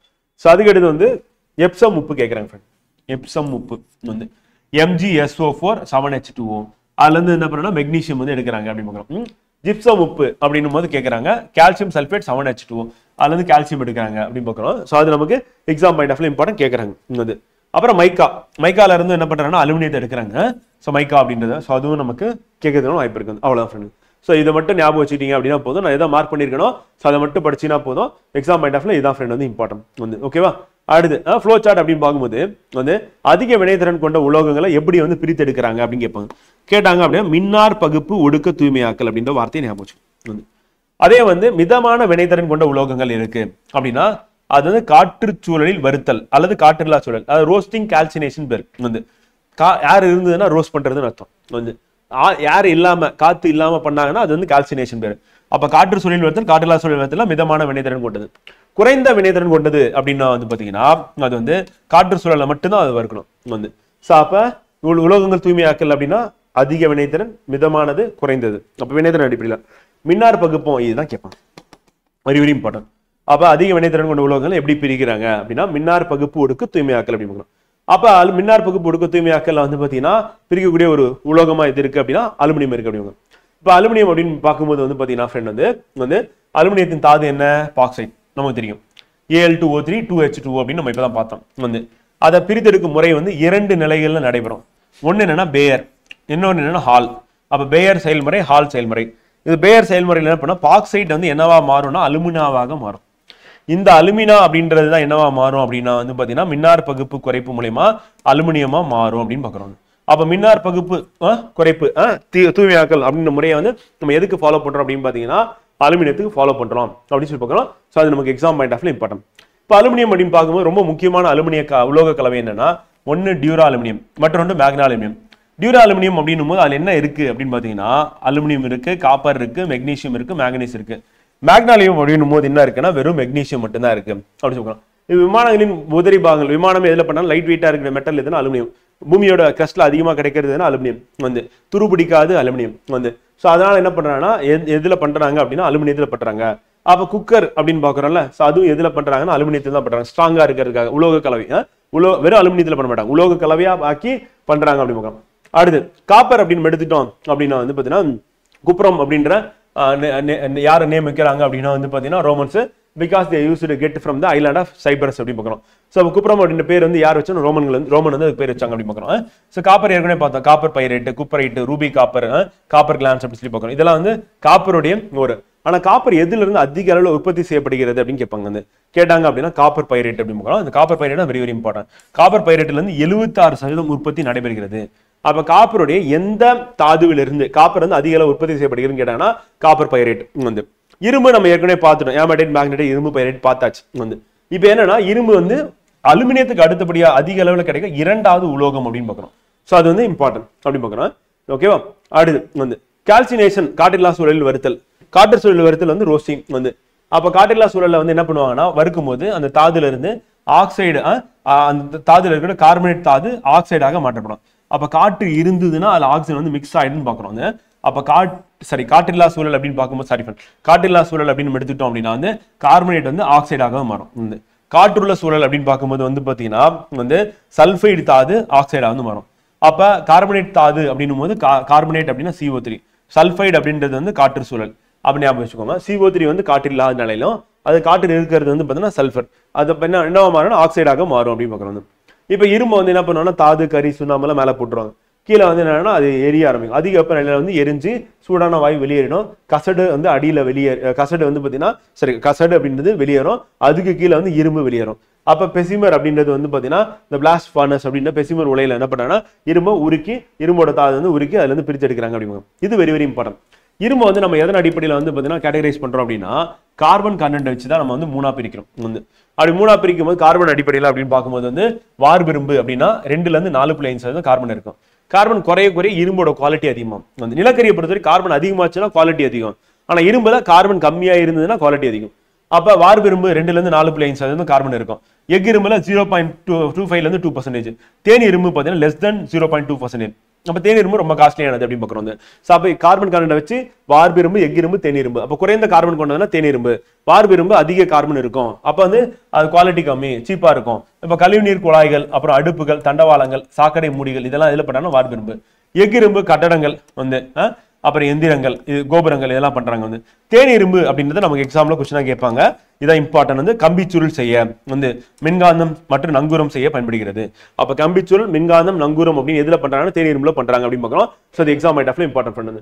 மெத்தட்ஸ் ஆஃப் பிரிவென்டிங் கோரேஷன், நம்ம தடுக்கிறதுக்கு என்ன பண்ணலாம் அப்படின்னா வந்து பாத்தீங்கன்னா உலோக அரிமானத்தை தடுக்கிறதுக்கு என்ன பண்ணலாம் அப்படின்னும் போது வந்து உலோக அரிமானம் அப்படின்னு பார்த்தோம் அப்படின்னா எதனால் நடக்குது அப்படின்னு எடுக்கும்போது வந்து பாத்தீங்கன்னா கார்பன் டை ஆக்சைடு, ஆக்சிஜன் வந்து தொடர்பு கொள்றதுனால அப்படின்னு பார்க்குறோம். வந்து அப்ப தடுக்கிறதுக்கு வண்ணப்பூச்சு பூசலாம். அப்புறம் எண்ணெய் பசை பூச்சிகள் மேல பூசலாம். உலோக கலவையாக்கல் பண்ணலாம். அப்ப துருப்பிடிக்காத எஃகை உருவாக்குறது. இதெல்லாம் வந்து நம்ம என்ன பண்றோம்னா நம்ம என்ன பண்ணுவோம், உலோகம் வந்து அரிமானத்துல இருந்து தடுக்கிறதுக்கு பயன்படுத்தணும். இப்ப துரு அப்படின்னும் போது அது என்னன்னா Fe2O3 XH2O அப்படின்னா அதனுடைய வாய்ப்பாடு பண்ணணும். அப்ப இரும்பு துருப்பிடித்தல் கெமிக்கல் ரியாக்ஷன் திருப்பி மாற்றவே முடியாது. இப்ப துருப்பிடித்தல் அப்படின்றது எப்படி நடக்கும் அப்படின்னு பார்த்தீங்கன்னா தண்ணி இருக்கணும், ஆக்சிஜன் இருக்கணும். இப்ப தண்ணி ஆக்சிஜன் இருக்கு அப்படியே வேகமா துருப்பிடும். அப்ப கப்பல் வந்து துருப்பிடித்தல் ரொம்ப வேகமா நடக்கும். அதே மாதிரி கடல் கடியில இன்னும் வேகமா இருக்கும் வந்து. அப்ப துருப்பிடித்தல் அப்படின்னு ரொம்ப வேகமா இங்க இருக்கும் கடல் கடியில. அப்ப காரணம் என்னன்னா கடலுக்கு மேல என்ன இருக்கும் வந்து காற்றுல வந்து ஈரப்பதம் இருக்கும், அதுக்கப்புறம் ஆக்சிஜன் இருக்கும். கடலுக்குள்ள ஆக்சிஜன் இருக்குமா அப்படின்னா கண்டிப்பா இருக்கும். ஏன்னா அதை வச்சுதான் என்ன பண்ணுது, இங்க இருக்கக்கூடிய உயிரினங்கள் வந்து உயிர் வாழுது, அந்த நீர்ல இருக்க ஆக்சிஜன் எடுத்துக்குது. தாவரங்கள் என்ன பண்ணுது அப்படின்னா அதுவும் வந்து சுவாசித்தலுக்கு இந்த ஆக்சிஜனை பயன்படுத்துது. அதே மாதிரி விலங்குகள் என்ன பண்ணுது, அந்த ஆக்சிஜனை வந்து பயன்படுத்தி என்ன பண்ணணும்னா சுவாசித்தலுக்கு ஈடுபடுத்துது. அப்ப தாவரங்கள் விலங்குகள் உயிர் வாழ ஆக்சிஜன், தண்ணிக்குள்ள ஆக்சிஜன் வந்து கரையும், கார்பன் டை ஆக்சைடு கரையும் அப்படிங்க. நாக முலாம் பூசுதல் அப்படின்னு எடுத்துட்டோம் அப்படின்னா இரும்பின் மீது துத்தநாகம் முலாம் பூசுவதற்கு தான் நாக முலாம் அப்படின்னு சொல்லுவோம். அப்ப துத்தநாகத்தை பூசுறாங்க வந்து. அப்ப நாக முலாம் அப்படின்னா ஜிங்க் வந்து பூசுறது, ஜிங்க் ஒரு கோட்டிங் கொடுக்கறது. ஸோ அப்ப துருப்பிடித்தலை இது வந்து தடுக்கும் அப்படின்னு பார்க்குறோம். அப்படி பூசுறதுனால என்ன பளபளப்பாகவும் இருக்கும், அரிமானத்தை தடுக்கும். இப்ப நாகமுலாம் பூசப்பட்ட ஸ்க்ரூ அப்படின்னு எடுத்துட்டா இதுதான் வந்து. ஸோ அப்ப நாகமுலாம் பூசிட்டோம் பளபளப்பா இருக்கும், அந்த அரிமானத்திலும் தடுக்கும், வந்து துருப்பிடித்து தடுக்கும். மின்முலாம் பூசுதல் அப்படின்னா அப்படியே டிப் பண்ணி எடுப்பாங்க வந்து. ஸோ அப்ப இது வந்து பளபளப்பை அதிகரிக்கும், அரிமானத்துல இருந்து பாதுகாப்பு அளிக்கும். மின்சாரத்தின் மூலமா பூசுறது மின்முலாம். நாகமுலாம்னா ஜிங்க் கோட்டிங் வந்து கொடுக்குறது, மின்முலாம்னா மின்சாரத்தின் மூலமா. அப்ப நார்மலா இருக்கக்கூடிய சில்வர் ஸ்பூன்ல வந்து சில்வர் குளோரைடு இருக்கக்கூடிய இதுல போயிட்டு நம்ம டிப் பண்ணி எடுத்தோம்னா சில்வர் கோட்டிங் கிடைச்சிடும். அது மாதிரி கோல்டு கோட்டிங் வந்து கொடுக்கறது அப்படின்னு. இப்போ கவரிங் செயின்லாம் இருக்குல்ல, அதுக்கான கோட்டிங் அப்படின்றது வந்து பாத்தீங்கன்னா இந்த முலாம் பூசுதல் அப்படின்னு பார்க்கணும் வந்து. அடுத்து தன்னழிவு பாதுகாப்பு அப்படின்னு பார்க்கணும். ஸோ எதை பயன்படுத்துறோம் அப்படின்னா வந்து பாத்தீங்கன்னா மெக்னீசியம் அப்படின்றது இரும்பு மீது வந்து பாத்தீங்கன்னா ஒரு லேயரா வந்து கொடுத்துருவாங்க. அப்படி கொடுக்கறதுனால என்ன ஆகும் அப்படின்னா உள்ளுக்குள்ள இருக்கக்கூடியது இரும்பு வந்து. அப்ப இங்க இரும்பு இருக்கு வந்து. ஸோ அப்ப வெளியே என்ன இருக்கு அப்படின்னு பாத்தீங்கன்னா இங்க வெளியே இருக்கிறது வந்து மெக்னீசியம் அப்படின்னு பார்க்குறோம். ஸோ அப்போ மெக்னீசியம், அப்போ மெக்னீசியம் என்ன பண்ணுது அப்படின்னா இரும்போட இந்த நீர் அப்புறம் வந்து பார்த்தீங்கன்னா ஆக்சிஜன் வந்து ரியாக்ட் பண்ணாம தடுத்துட்டு இது போயிட்டு அதோட ரியாக்ட் பண்ணி இது வந்து தன்னை அழிச்சுக்கும் அப்படின்னு பார்க்கணும். அப்போ தன்னழிவு பாதுகாப்பு உலோகமா எது பயன்படுது, மெக்னீசியம் வந்து. நாகமுலாம்னா ஜிங்க், தன்னழிவு பாதுகாப்புனா மெக்னீசியம் வந்து. அந்த மின்னார் எலக்ட்ரோ பிளேட்டிங் அப்படின்னு நம்ம சொல்லும் போது வந்து பார்த்தீங்கன்னா மின்முலாம் பூசுதல் அப்படின்னும் போது சில்வர் கோல்டு வந்து பயன்படுத்துறோம் அப்படின்னு பார்க்குறோம். அடுத்து 3 உயரிய உலோகங்கள் அப்படின்னு சொல்லி கேட்பாங்க. கேட்டாங்கன்னா காப்பர், சில்வர், கோல்டு அப்படின்னு பார்க்குறோம். 3 உயரிய உலோகங்கள். அப்புறம் மெர்க்குரி வந்து மற்றும் 6 பிளாட்டினம் உலோகங்கள் வந்து. எதுனா rubidium, osmium, rhodium, iridium, palladium, platinum வந்து. அப்ப நம்ம பார்க்கும்போது டோட்டலா வந்து பாத்தீங்கன்னா 10. இந்த 10மே எப்படி கிடைக்குதுன்னா தனித்த நிலையில் கிடைக்குது அப்படின்னு பார்க்குறோம். ஸோ அப்போ 3 உயரிய உலோகங்கள், அப்புறம் மெர்க்குரி, அதுக்கப்புறம் 6 பிளாட்டினம் உலோகங்கள் அப்படின்னு பார்க்குறோம். So ruthenium, osmium, rhodium, iridium, palladium, platinum இந்த 10மே வந்து எப்படி கிடைக்குதுன்னா தனித்த நிலையில் கிடைக்குது. மற்ற உலோகங்கள் எப்படி கிடைக்குது அப்படின்னா சேர்ந்த நிலையில் கிடைக்குது. அப்ப தனித்த நிலையில் கிடைக்கக்கூடிய உலோகங்கள் எதுன்னு கேட்பாங்க. பூமியில வெட்டி எடுத்தோம்னா இம்பார்ட்டன்ட் வந்து பாத்தீங்கன்னா இதுதான் வந்து. ஸோ காப்பர், சில்வர், கோல்டு அப்படின்னு ஞாபகம் வச்சுக்கணும். அது மெயினா 3 வந்து. அடுத்து தங்கம் மற்றும் பிளாட்டினம் ஆகியவை நகைகள் பயன்படுத்தப்படுது. காரணம் என்னன்னா காற்றில் உள்ள நீர் மற்றும் ஆக்சிஜனோட வினை புரிவதில்லை. எதுனா தங்கம், பிளாட்டினம் வந்து. ருபீடியம் அப்படின்னும் போது வந்து பாத்தீங்கன்னா தண்ணீரோட கடுமையாக வினை புரியுது. காற்றுல என்ன பண்ணும், எரிய ஆரம்பிச்சிடும், காமிச்சிடும். தண்ணீரோட வினை புரியக்கூடியதுன்னா ருபீடியம். காற்றுல அப்படி ஓப்பன் பண்ணீங்கன்னா அது பாட்டுக்கு எரிய ஆரம்பிச்சிடும் அப்படின்னு சொல்லி பார்க்குறோம். ஸோ அது இம்பார்ட்டன்ட். காலியம் அப்படின்றது என்னன்னா ஒரு உலோகம் அப்படின்னு பார்க்குறோம். அந்த காலியம் ஒரு உலோகம். இதன் உருகுநிலை எவ்வளவு அப்படின்னு பார்த்தீங்கன்னா 29.8 டிகிரி. அதை நம்ம ஏற்கனவே பார்த்தோம். சீசியம் காலியம் உலோகம் என்ன பண்ணும் 30 டிகிரியில வந்து மெல்ட் ஆக ஆரம்பிச்சிடும். அப்ப நம்ம பாடி டெம்பரேச்சர் எவ்வளவு அப்படின்னா நம்ம கையோட டெம்பரேச்சர் எவ்வளவு இருக்கும், 36.9 டிகிரி செல்சியஸ். ஏன்னா இது வந்து நம்ம உடல் வெப்பநிலை. அப்ப இது எவ்வளவு டெம்பரேச்சர் வந்து மெல்ட் ஆகும், 29.8. அப்ப கையில வச்சா என்ன ஆகும், மெல்ட் ஆக ஆரம்பிச்சிடும் அப்படின்னு பாக்குறோம். வந்து எது அப்படின்னா வந்து காலியம் அப்படி பார்க்கணும். 36.9 டிகிரி செல்சியஸ் அப்படின்னு பார்க்கணும் நமக்கு பாடி டெம்பரேச்சர். உலோகங்கள் அதிக மின் கடத்து திறன் எது, நேற்று தான் கேட்டேன், ஆன்சர் பண்ணிருந்தீங்க, சில்வர் வந்து. அலோகங்கள்ல எது கடத்தும், இப்பதான் இன்னைக்கு பார்த்தோம். கிராஃபைட் வந்து மின் கடத்தும். அலோகங்கள்ல எக்ஸப்ஷன் இருக்குன்னு பார்த்தோம். அரை வெப்பநிலையில நீர்மமா இருக்கக்கூடியது எது அப்படின்னா மெர்க்குரி அப்படின்னு நம்ம இன்னைக்கு காலையிலே பார்த்தோம். இப்ப சார் இந்த டாபிக் ஆரம்பிக்கும் பார்த்தோம். ஸோ 3300 டிகிரி செல்சியஸ் விட அதிக உருநிலை பெற்றுள்ள உலோகம் எதுனா டங்ஸ்டன். அது 3400 சொல்லி மேல பார்த்தோம். அதிக உருநிலை கொண்ட உலோகம் வந்து. மிகவும் எடை குறைந்த உலோகம் எதுனா லித்தியம். அதுதான் வந்து ஹைட்ரஜனுக்கு கீழே இருக்கு வந்து. அப்ப நம்ம பார்க்கும்போது கீழே லித்தியம், சோடியம், பொட்டாசியம் பார்த்தோம்ல, முதல் தொகுதியில இருக்கிறது கார உலோகம் சொல்லிட்டு அதான் ஃபர்ஸ்ட் இருக்கு.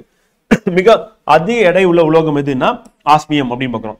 அது எவ்வளவு அதிக எடை அப்படின்னா நீரை போல வந்து, நீரின் என்னது நிறையை போல 22 மடங்கு அப்படின்னு பார்க்கிறோம் வந்து.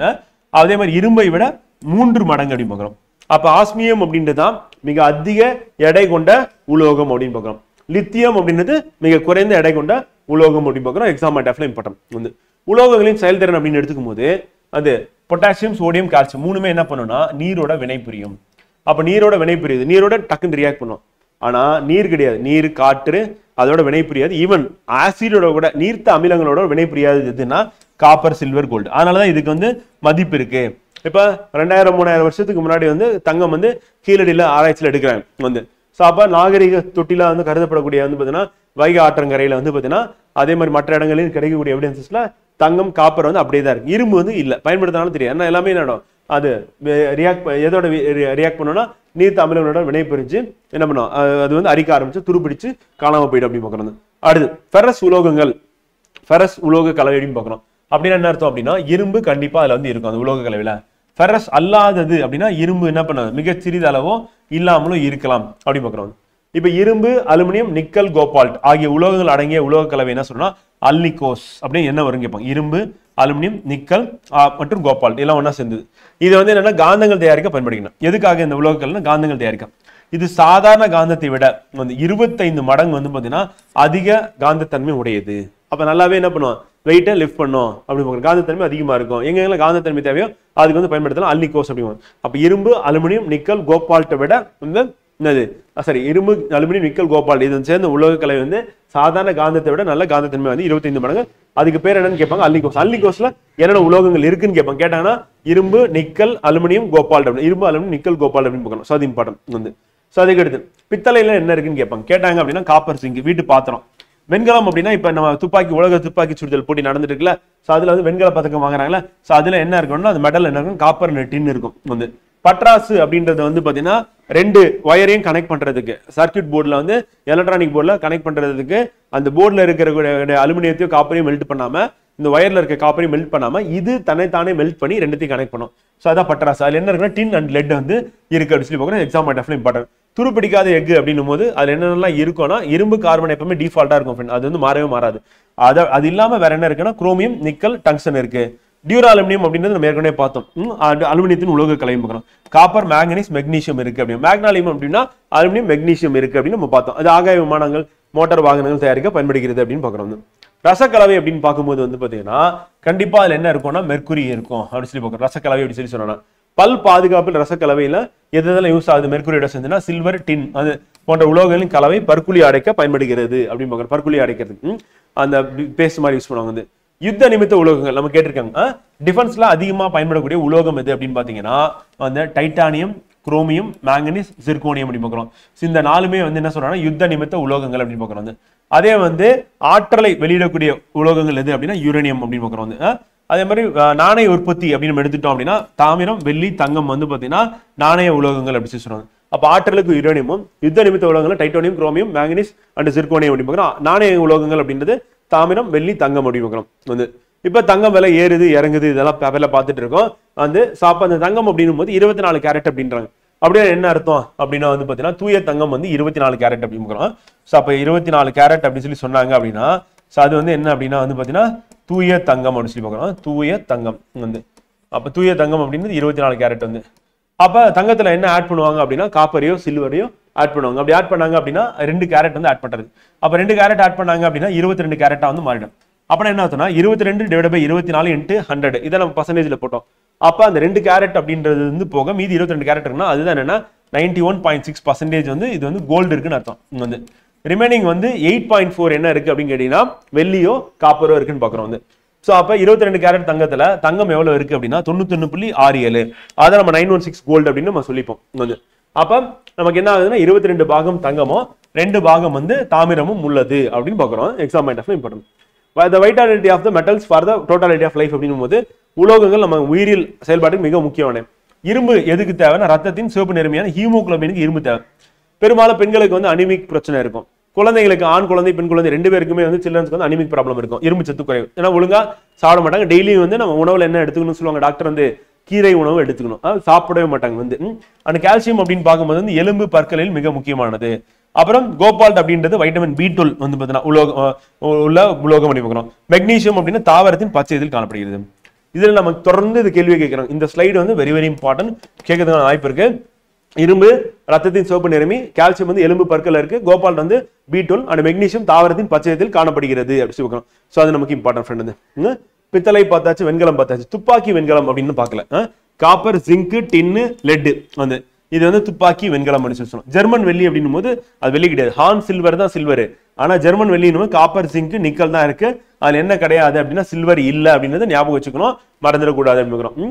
அப்புறம் அலுமினியத்தின் அலாய் அப்படின்னு பார்க்கும்போது டூராலியம் மெக்னாலியம் அப்படின்னு ஏற்கனவே பார்த்தாச்சு. இந்த அயன் அப்படின்னு துருப்பிடிக்காத எக்குன்னா நிக்கல் குரோமியம் வந்து இருக்கும், வந்து டங்ஸ்டனும் இருக்கும். இதெல்லாம் ஏன்னா எல்லாத்துலயும் பொதுவா என்ன இருக்குன்னா இரும்பு கார்பன் கண்டிப்பா இருக்கும். இரும்பு கார்பன் அது இல்லாம இருக்காது, கண்டிப்பா இரும்பு கார்பன் இருக்கும். அப்ப நிக்கல் எக்கு டங்ஸ்டன் எக்கு, நிக்கல் எக்குன்னா நிக்கல் கண்டிப்பா இருக்க போகுது, டங்ஸ்டன் எக்குன்னா W இருக்க போகுது, உல்ஃப்ரம் அப்படின்னு சொல்லி இருக்கும். அதே வந்து துருப்பிடிக்காத எக்குன்னா நிக்கல் குரோமியம் ரெண்டும் சேர்ந்தது அப்படின்னு சொல்லி பார்க்குறோம். இது வந்து பாகங்கள் உதரி பாகங்கள் தயாரிக்க பயன்படுகிறது அப்படின்னு சொல்லி பார்க்குறோம். ஓகேவா, நம்ம எந்த டாபிக் முடிச்சிருக்கோம் அப்படின்னா வந்து எலிமெண்ட்ஸ் அண்ட் காம்பவுண்ட்ஸ் பார்த்தாச்சு, அண்ட் ஓர்ஸ் அண்ட் மெட்டல்ஸும் நம்ம பார்த்துட்டு வந்து தாதுக்கள் உலோகங்களும் தனிமங்களும் சேர்மங்கள் அப்படின்னு டாபிக் வந்து கம்ப்ளீட் பண்ணிட்டோம். இப்போ நம்ம அடுத்து பார்க்க இருக்க டாபிக் என்ன அப்படின்னா வந்து ஆசிட் பேசஸ் சால்ட், வந்து அமிலங்கள் காரங்கள் உப்புக்கள் அப்படின்ற டாபிக் தான் வந்து பார்க்க போறோம். ஸோ அமிலங்கள் அப்படின்னு எடுத்துட்டோம் அப்படின்னா ஃப்ரெண்ட் வந்து கண்டிப்பா என்னன்னா ரீப்ளேசபிள் ஹைட்ரஜன் ஆட்டம் அப்படின்னு இருக்கும் அமிலம்னா வந்து. அதுவே காரம் அப்படின்னு சொல்லி சொல்லும் போது வந்து பார்த்தீங்கன்னா ரீப்ளேசபிள் வந்து OH வந்து இருக்கும். அதாவது அதனால அது வந்து ரியாக்ஷன்ல நீரோட வினைபுரியும் போது கண்டிப்பா ஹைட்ரஜனை கொடுத்துரும். இது தண்ணியோட வினைபுரியும் போது காரம் வந்து கண்டிப்பா OH கொடுத்துரும். வந்து இப்போ அமிலமும் காரமும் ஒன்னா சேரும் போது தான் நமக்கு என்ன கிடைக்குது அப்படின்னா சால்ட் வந்து கிடைக்குது, NaCl அப்படின்னு பார்க்கலாம். ஸோ அமிலம் அப்படின்றது HCl, NaOH வந்து காரம். இது ரெண்டும் ஒன்னா சேரும்போது நமக்கு கிடைக்கிறதா என்னது சால்ட் அப்படின்னு பார்க்குறோம். ஸோ அதை நம்ம பார்க்க போறோம், தனித்தனியாக பார்க்க போறோம். ஃபர்ஸ்ட் நம்ம என்ன பார்க்க போறோம், அமிலங்கள் அப்படின்னு பார்க்குறோம். அமிலம் அப்படின்ற வார்த்தை எங்கிருந்து வந்ததுன்னா லத்தீன்ல இருந்து பெறப்பட்டது. இது எப்படி இருக்கும் அப்படி சுவை அப்படின்னா புளிப்பு சுவை. இப்போ அமிலம் அப்படின்னும் போது இப்போ எக்ஸாம்பிள் லெமன் இருக்கு, எலுமிச்சை இருக்கு, எலுமிச்சையோட சாறு எப்படி இருக்கு, புளிப்பா இருக்கா, டேரக்டா நாக்கில் வச்சிடக்கூடாது, ஏன்னா அது வந்து பார்த்தீங்கன்னா கான்சன்ட்ரேட்டா இருக்கு. அதனால எலுமிச்சை வந்து புளிஞ்சிட்டு ஒரு டம்ளர் ஃபுல்லா தண்ணியை மிக்ஸ் பண்ணி டைலூட் பண்ணிட்டு தான் நம்ம என்ன பண்ணணும் குடிக்கணும் அப்படின்னு பார்க்குறோம். ஸோ அப்போ அரிக்கும் தன்மை வாய்ந்தது அப்படின்னு பார்க்குறோம். அந்த இது அமிலம் வந்து அது புளிப்பு சுவை. கண்டிப்பா அமிலத்துல என்ன இருக்கும்னா இடப்பெயர்ச்சி செய்யத்தக்க ஹைட்ரஜன் இருக்கும். யாருக்கு கொடுத்துரும்னா நீரோட வினையும் தண்ணிக்கு வந்து கொடுத்துரும் அப்படின்னு பார்க்குறோம். வந்து கரிம அமிலங்கள் அப்படின்னு எடுத்துக்கும் போது என்னென்ன இருக்கு அப்படின்னா வந்து விலங்குகள் உயிரினங்கள் காணப்படுகின்றன அப்படின்னு பார்க்குறோம். வந்து அப்ப HCOH CH3COH அப்படின்னு பார்க்கும்போது வலிமை குறைந்த அமிலங்களா இருக்கு. வந்து இது என்ன சொல்லுவோம் அப்படின்னா கார்பாக்சிலிக் அமிலம் அப்படின்னும் வந்து அல்லது ஃபார்மிக் அமிலம் சொல்லுவோம். இது வந்து அசிட்டிக் அமிலம் அப்படின்னு சொல்லி சொல்லுவோம். இப்ப இது என்ன சொல்லுவோம் கார்பாக்சிலிக் அமிலம், கார்பாக்சிலிக் அமிலம். வந்து இது என்ன சொல்லணும்னா அசிட்டிக் அமிலம்.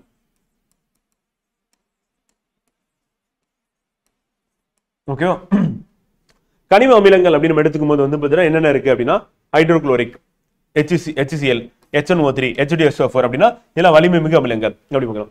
ஸோ அப்போ அமிலங்கள் அப்படின்னு சொல்லி பார்க்கும்போது கரிம அமிலங்கள் அப்படின்னும் போது வந்து பார்த்தீங்கன்னா என்ன இருக்கு கார்பாக்சிலிக் அமிலம் அப்படின்னு சொல்லணும், அல்லது ஃபார்மிக் அமிலம் இன்னொரு பேர் இருக்கு, ஃபார்மிக் அமிலம். அதே வந்து அசிட்டிக் அமிலம்னா CH3COH. கனிம அமிலங்கள் அப்படின்னு பார்க்கும்போது HCl HNO3 H2SO4 வலிமை மிகு அமிலங்கள் வந்து அமிலங்களை பொறுத்தவரை நம்ம மூன்றா பிரிக்கிறோம் ஃப்ரெண்ட். ஒரு காரத்துவ அமிலம், முடியக்கூடிய வார்த்தை பாருங்க, அமிலத்துல முடியுது. நீங்க காரத்துவம்னு சொன்னாலும் நமக்கு என்னது ஒரு காரத்துவ அமிலம் அமிலத்துல முடியுது. அப்ப கண்டிப்பா என்ன இருக்கணும்னா ஒரு ஹைட்ரஜன் கண்டிப்பா இருக்கணும். அப்படி இருந்தா ஒரு காரத்துவ அமிலம். ரெண்டு ஹைட்ரஜன் இருந்தா அது வந்து இரு காரத்துவ அமிலம் H2SO4 H2CO3. மூன்று ஹைட்ரஜன் இருந்தது அப்படின்னா முக்காரத்துவ அமிலம் அப்படிங்க H3PO4 வந்து. அப்ப ஹைட்ரஜன் வச்சுதான் நம்ம என்ன பண்றோம் அப்படின்னா இது இந்த வருஷம் நடந்த எக்ஸாம்ல கொஸ்டினா கேட்டாங்க, 2025ல கேள்வியை கேட்டாங்க டிஎன்பிஎஸ்சில. வந்து ஒரு காரத்துவ அமிலம் இரு காரத்துவ அமிலம் மூன்று காரத்துவ அமிலம் கேட்டாங்க. வந்து ஒரு காரத்துவ அமிலம் அப்படின்னா வந்து பாத்தீங்கன்னா ஒரு ஹைட்ரஜன் இருக்கணும், இரு காரத்துவ அமிலம் அப்படின்னா ரெண்டு ஹைட்ரஜன் இருக்கும், முக்காரத்துவ அமிலம் அப்படின்னா மூன்று ஹைட்ரஜன் இருக்கணும் அப்படி பார்க்கலாம். இது எக்ஸாம் பாயிண்ட் ஆஃப்ல இம்பார்ட்டன்ட். வலிமை மிகு அமிலங்கள் அப்படின்னு பார்க்கும்போது வந்து எடுத்துக்காட்டு என்ன அப்படின்னு பாத்தீங்கன்னா HCl அப்படின்னு பார்க்கிறோம். வலிமை குறைந்தது அப்படின்றது என்னது அசிட்டிக் அமிலம். அப்ப ஹைட்ரோகுளோரிக் ஆசிட் நம்ம ஸ்டொமக்ல சுரக்கக்கூடியதான், டாய்லெட் கிளீனிங் வந்து இருக்கக்கூடியதான். அந்த வலிமை குறைந்த அமிலங்கள் அப்படின்றது வந்து அசிட்டிக் அமிலம் CH3COH அப்படின்னு பார்க்கணும். ஸோ அது நமக்கு எக்ஸாம் பாயிண்ட் ஆஃப்ல இம்பார்ட்டன்ட். அமிலங்கள் அதனுடைய மூலங்கள் அப்படின்றது தொடர்ந்து நமக்கு எக்ஸாம்ல கேட்கலாம். வந்து சிட்ரிக் அமிலம் எங்க இருக்குன்னா சிட்ரஸ் பழங்கள்ல உங்களுக்கு தெரியும், எலுமிச்சை ஆரஞ்சு நெல்லிக்காய் சாத்துக்குடி அப்படின்னு போட்டுற வேண்டியதான். லாக்டிக் அமிலம் அப்படின்னா புளித்த பால்ல வந்து இருக்கும், தயிர்ல இருக்கும் அப்படின்னு பார்க்குறோம். ஃபார்மிக் அமிலம் அப்படின்னா எறும்பு தேனீயோட கொடுக்கும், கடிக்கும் போது இன்ஜெக்ட் பண்ணிவிடும் அமிலத்தை. அது வந்து நமக்கு வந்து இந்த இச்சிங் சென்சேஷன் வந்து ஏற்படுத்தும் அப்படின்னா அது நம்ம சொரிஞ்சு சரி பண்ணுவோம், இல்லை சுண்ணாம்பு வைக்கிறது கேலமைன் வைக்கிறது வச்சு சரி பண்ணுவோம். பியூட்டரிக் அமிலம் அப்படின்னா நாளான கெட்டு போன வெண்ணெயில இருக்கிறது. டாட்டாரிக் அமிலம் அப்படின்னும் போது புளி திராட்சை ஆப்பிள், ஆப்பிள்ல மாலிக் அமிலம் இருக்குன்னா ஆப்பிள்ல மாலிக் அமிலமும் இருக்கும் டாட்டாரிக் அமிலமும் இருக்கும் அப்படின்னு பார்க்கிறோம். ஸோ அதனால டாட்டாரிக் அமிலம் அப்படின்னு புளி திராட்சை ஆப்பிள்.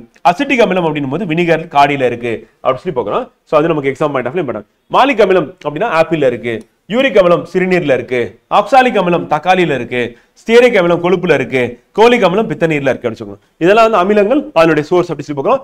எக்ஸாம் பாயிண்ட் ஆஃப்ல மிக மிக முக்கியம் அப்படின்னு பார்க்கிறோம். ஸோ இப்போ பிக்சரா பாத்தீங்கன்னா லெமன்ல சிட்ரிக் ஆசிடும் டொமேட்டோல ஆக்சாலிக் ஆசிடும், கிரேப்ல டார்டாரிக் ஆசிடும், மில்க்ல லாக்டிக் ஆசிடும், அண்ட் எறும்புல வந்து ஃபார்மிக் ஆசிட், அண்ட் ஆப்பிள்ல வந்து மாலிக் ஆசிட், வினிகர்ல அசிட்டிக் ஆசிட் சமையலுக்கு பயன்படும் அப்படிங்க. இதெல்லாம் வந்து அமிலங்கள் அதோட சோர்ஸ். அடுத்து இன்ஆர்கானிக் ஆசிட்ஸ் வந்து கனிம அமிலங்கள் அப்படின்னு பார்க்கும்போது முக்கியமானது என்னன்னா HNO3 அப்படி சொல்லி பார்க்குறோம். HNO3 வந்து அதே மாதிரி H2SO4 அப்படின்னு பார்க்குறோம். கனிம அமிலங்களுக்கு முக்கியமானது இந்த. அப்புறம் HCl ஹைட்ரோகுளோரிக் அமிலம் பார்க்குறோம். ஸோ அது இம்பார்ட்டன்ட் அப்படின்னு பார்க்குறோம். ஸோ அப்போ கனிம அமிலங்கள் அப்படின்னு பார்க்கும்போது மினரல் ஆசிட்ஸ் வந்து hydrochloric, nitric and sulphuric acid அப்படின்னு பார்க்குறோம். ஸோ அப்போ இதெல்லாம் கனிம அமிலம் ஆய்வகத்தில் தயார் பண்ணுறது அப்படின்னு பார்க்குறோம். இது என்ன அரிக்கும் தன்மை வாய்ந்து நமக்கு தெரியும் வந்து ஈவன் வந்து நம்ம மெட்டலை அரிக்கும், ஸ்கின் அரிக்கும், துணிகளை அரிக்கணும். இது நாட் கொரைடு கிளாஸ் அண்ட் செராமிக் வந்து செராமிக் மட்டும் கண்ணாடியை வந்து அடிக்காது அப்படின்னு பார்க்குறோம். அதே மாதிரி இது வந்து ஆசிட் வந்து ரீப்ளேசபிள் ஹைட்ரஜன் அயன் கண்டிப்பாக இருக்கும். நம்ம ஏற்கனவே பார்த்தோம் வந்து ஹைட்ரஜன் அயனை தரக்கூடியது அப்படின்னு பார்க்குறோம் வந்து இது வெரி வெரி இம்பார்ட்டன்ட் ஃப்ரெண்ட். இதோட வேதி பேர் நமக்கு தெரியும், ஆனால் நமக்கு பொது பேர் அப்படின்றது வெரி வெரி இம்பார்ட்டன்ட். இதுவும் முக்கியம். வேதி பேர் பொது பேர். இப்போ மியூரியாட்டிக் என்று அழைக்கப்படும் அமிலம் எதுன்னு கேட்பாங்க. கேட்டாங்கன்னா ஹைட்ரோகுளோரிக் அமிலம் வந்து விட்ரியால் எண்ணெய் வேதிப்பொருளின் ராஜா என்று அழைக்கப்படுவது எதுனா சல்ஃபரிக் அமிலம் வந்து கந்தக அமிலம். அக்வா ஃபோர்டிஸ் என்று அழைக்கப்படும் அமிலம் எதுனா நைட்ரிக் அமிலம் அப்படிங்கிறோம். ஸோ அப்போ HCl, H2SO4, HNO3 அப்படின்னு பார்க்குறோம். இது எல்லாமே வந்து என்ன அப்படின்னா அதனுடைய வாய்ப்பாடு அப்படிங்கிறோம்.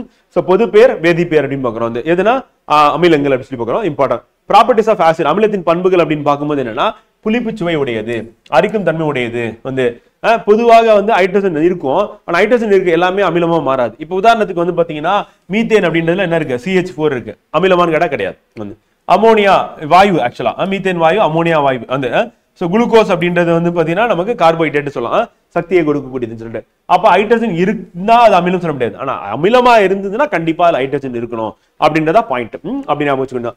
அதே மாதிரி முக்கியமான பாயிண்ட்னா அமிலங்கள் வந்து என்ன பண்ணணும்னா உலோகங்களோட வினை புரிந்தா எந்த வாயுவை வெளியேற்றும் அப்படின்னு கேட்டாங்கன்னா ஹைட்ரஜன் வாயுவை வெளியேற்றும். பாத்தீங்கன்னா தெரியும் ஹைட்ரஜன் வெளியேறும். என்ன உலோகம் ஒரு அமிலம் வினை புரியும் போது நமக்கு உப்பு கிடைக்குது, ஹைட்ரஜன் வெளியேறும். இந்த பாயிண்ட் வந்து கேட்டுரும். வந்து அமிலங்கள் அது வெரி வெரி இம்பார்ட்டன்ட். பல தடவை கேள்வியா கேட்டது வந்து அமிலங்கள் நீல லிட்மஸ் தாளை என்ன பண்ணணும்னா சிவப்பு நிறமாக மாற்றும். வந்து அதே மாதிரி அமிலங்கள் பினாப்தலின் நிறங்காட்டியோட என்ன பண்ணணும்னா எந்த வித நிறமும் தருவதில்லை. தனியா ஒரு டேபிளே போட்டு உங்களுக்கு பின்னாடி இருக்கு, அந்த டேபிள் கொடுத்துருக்கேன். அந்த டேபிள் இருக்கிறத நம்ம அப்படியே படிச்சுக்கிட்டோம் அப்படின்னா எக்ஸாம்ல கேட்கும்போது ஈஸியா ஆன்சர் பண்ணிடலாம். இதுல முக்கியமானது என்னன்னா நீல லிட்மஸ் தாளை சிவப்பா மாத்துச்சுன்னா அது வந்து அமிலம். அமிலம் ஆசிட் தெரியாம நம்ம கையில பட்டுருச்சு, ஸ்கின்னை வந்து அரிச்சிட்டு உள்ள இருக்க ரத்தம் வெளியே வந்துருமா, அப்ப ரெட்டா வந்து மாறுது நம்ம கை இது. ஸோ அதே மாதிரி காரம் அப்படின்னு என்ன பண்ணணும்னா சிவப்பு லிட்மஸ் தாளை நீல நிறமாக மாற்ற முடியும். அதான் வந்து லிட்மஸ் தாளை பொறுத்தவரையும் அது நம்ம பின்னாடி வந்து ஒரு எக்ஸ்பெரிமெண்டாவே காமிச்சிருப்போம் பிக்சர்ல, அங்க நீங்க பாத்துடலாம். அமிலங்கள் மித்தைல் ஆரஞ்சு நிறங்காட்டியுடன் சிவப்பு நிறத்தை தருகின்றன. இது பின்னாடி நம்ம பார்க்க தான் போறோம். மித்தைல் ஆரஞ்சு நிறங்காட்டியும் சிவப்பு நிறத்தை தந்துச்சுன்னா அது வந்து அமிலம். அமிலங்கள் மின்சாரத்தை நன்கு கடத்த முடியும். இது வந்து அமிலங்களுடைய பண்புகளா இருக்கு. இதுல பார்த்தோம்னா இந்த நீல லிட்மஸ் தாள் அதுக்கப்புறம் வந்து ஹைட்ரஜன் வெளியேற்றுறது அப்படின்றது நமக்கு வெரி வெரி இம்பார்ட்டன்ட். ரெண்டுமே நம்ம எக்ஸாம்ல கொஸ்டினா கேட்டோம். வந்து கந்தக அமிலம் எங்க யூஸ் ஆகுது அப்படின்னா கார் மின்கலங்கள்ல சேர்மங்களை தயாரிக்க பயன்படும் கந்தக அமிலம். நைட்ரிக் அமிலம் விவசாயத்துல உரமாக பயன்படுகிறது அப்படின்னு பார்க்கிறோம். இப்ப அமோனியம் நைட்ரேட் என்ற சேர்மத்தை தயாரிக்க பயன்படுகிறது. வந்து கழிவறையை தூய்மைப்படுத்த பயன்படும் பொருளாக எது இருக்கு அப்படின்னா வந்து பாத்தீங்கன்னா நமக்கு ஹைட்ரோகுளோரிக் அமிலம் வந்து இருக்கு அப்படின்னு பார்க்கிறோம். அடுத்து டாட்டாரிக் அமிலம் அப்படின்றது என்னன்னா சமையல் சோடாவில பகுதி பொருளா வந்து இருக்கு அப்படின்னு பார்க்கிறோம். பென்சாயிக் அமிலம் அப்படின்றது எதுக்காக அப்படின்னா வந்து பாத்தீங்கன்னா உணவுப் பொருட்களை பாதுகாக்க பயன்படுகிறது. வந்து காற்று அடைக்கப்பட்ட பானங்கள்ல வந்து கார்பன் டை ஆக்சைடு அடைச்சோம் அப்படின்னா அது வந்து கார்போனிக் அமிலம் பயன்படுகிறது. அப்ப நமக்கு இது எக்ஸாம் மைண்ட் ஆஃப்ல இது நம்ம தொடர்ந்து கேள்வியா எது கேட்கறாங்க அப்படின்னு பாத்தீங்கன்னா ஃப்ரெண்ட் வந்து பாத்தீங்கன்னா இந்த பென்சாயிக் அமிலம் கேட்கறாங்க, அப்புறம் ஹைட்ரோகுளோரிக் அமிலம் கேட்கறாங்க. இது ரெண்டுமே வந்து பாத்தீங்கன்னா திருப்பி நம்ம அன்றாட வாழ்க்கையில பயன்படுத்துறதுனால கேட்கறதுக்கான வாய்ப்பு இருக்கு சொல்லி பார்க்கிறோம். மற்றதும் இம்பார்ட்டன் தான், அதையும் நம்ம சேர்த்து படிச்சுக்க வேண்டியதான் இம்பார்ட்டன் தான். வந்து அடுத்து கந்தக அமிலம் வேதிப்பொருளின் அரசன் ராஜா என்று அழைக்கப்படுகிறது. இது எந்த அளவுக்கு ஒரு நாடு பயன்படுத்தோ அதை பொறுத்து அந்த நாளோட பொருளாதாரத்தை தீர்மானிக்க முடியும். அதிக வலிமை உள்ள அமிலம் எதுனா ஃப்ளூரோ சல்ஃபியூரிக் அமிலம் பார்க்கிறோம். HFSO3 அப்படின்னு கண்ணாடியை கரைக்கக்கூடியதுன்னு நம்ம ஏற்கனவே பார்த்தோம். அதிக வலிமை மிகு அமிலம் எதுன்னு கேட்பாங்க. கேட்டாங்கன்னா hydrogen fluoride sulphuric acid HFSO3 அப்படின்னு பார்க்கிறோம். எக்ஸாம் மைண்ட் ஆஃப்ல இம்பார்ட்டன்ட். அப்புறம் அமிலங்கள் அப்படின்னு முடிச்சிட்டோம். அடுத்து நம்ம பார்க்க போறது வந்து காரங்கள். காரங்களின் பண்புகள் அப்படின்னு பார்க்கும்போது காரங்கள் எப்படி இருக்குன்னா கசப்பு சுவை உடையது. இப்ப அமிலங்கள் புளிப்பு சுவை ஏற்கனவே பார்த்தோம். லெமன் இருக்கு, அது வந்து அப்படி டேரக்டா நாக்கில் வச்சிடக்கூடாது. அது புளிஞ்சிட்டு என்ன பண்ணணும் வந்து தண்ணியை மிக்ஸ் பண்ணிட்டு குடிச்சு பார்த்தீங்கன்னா புளிப்பா இருக்கு வந்து. அதனால நம்ம சர்க்கரையை சேர்த்து என்ன பண்றோம் சுவையை வந்து மாத்திரம், இல்ல சால்ட் கொஞ்சம் ஆட் பண்ணிக்கணும். அதே மாதிரி காரங்கள் வந்து பார்த்தீங்கன்னா சோப்பு என்னன்னா காரம் தான், கசப்பு சுவை உடையது. அப்ப நாக்குல தெரியாம பட்டுருச்சு அப்படின்னா கசப்பா இருக்கும். வந்து வலிமை மிக்க காரங்கள் எப்படி இருக்குன்னா அரிக்கும் தன்மை வாய்ந்தது அப்படின்னு சிறந்த மின் கடத்திகளா இருக்கு.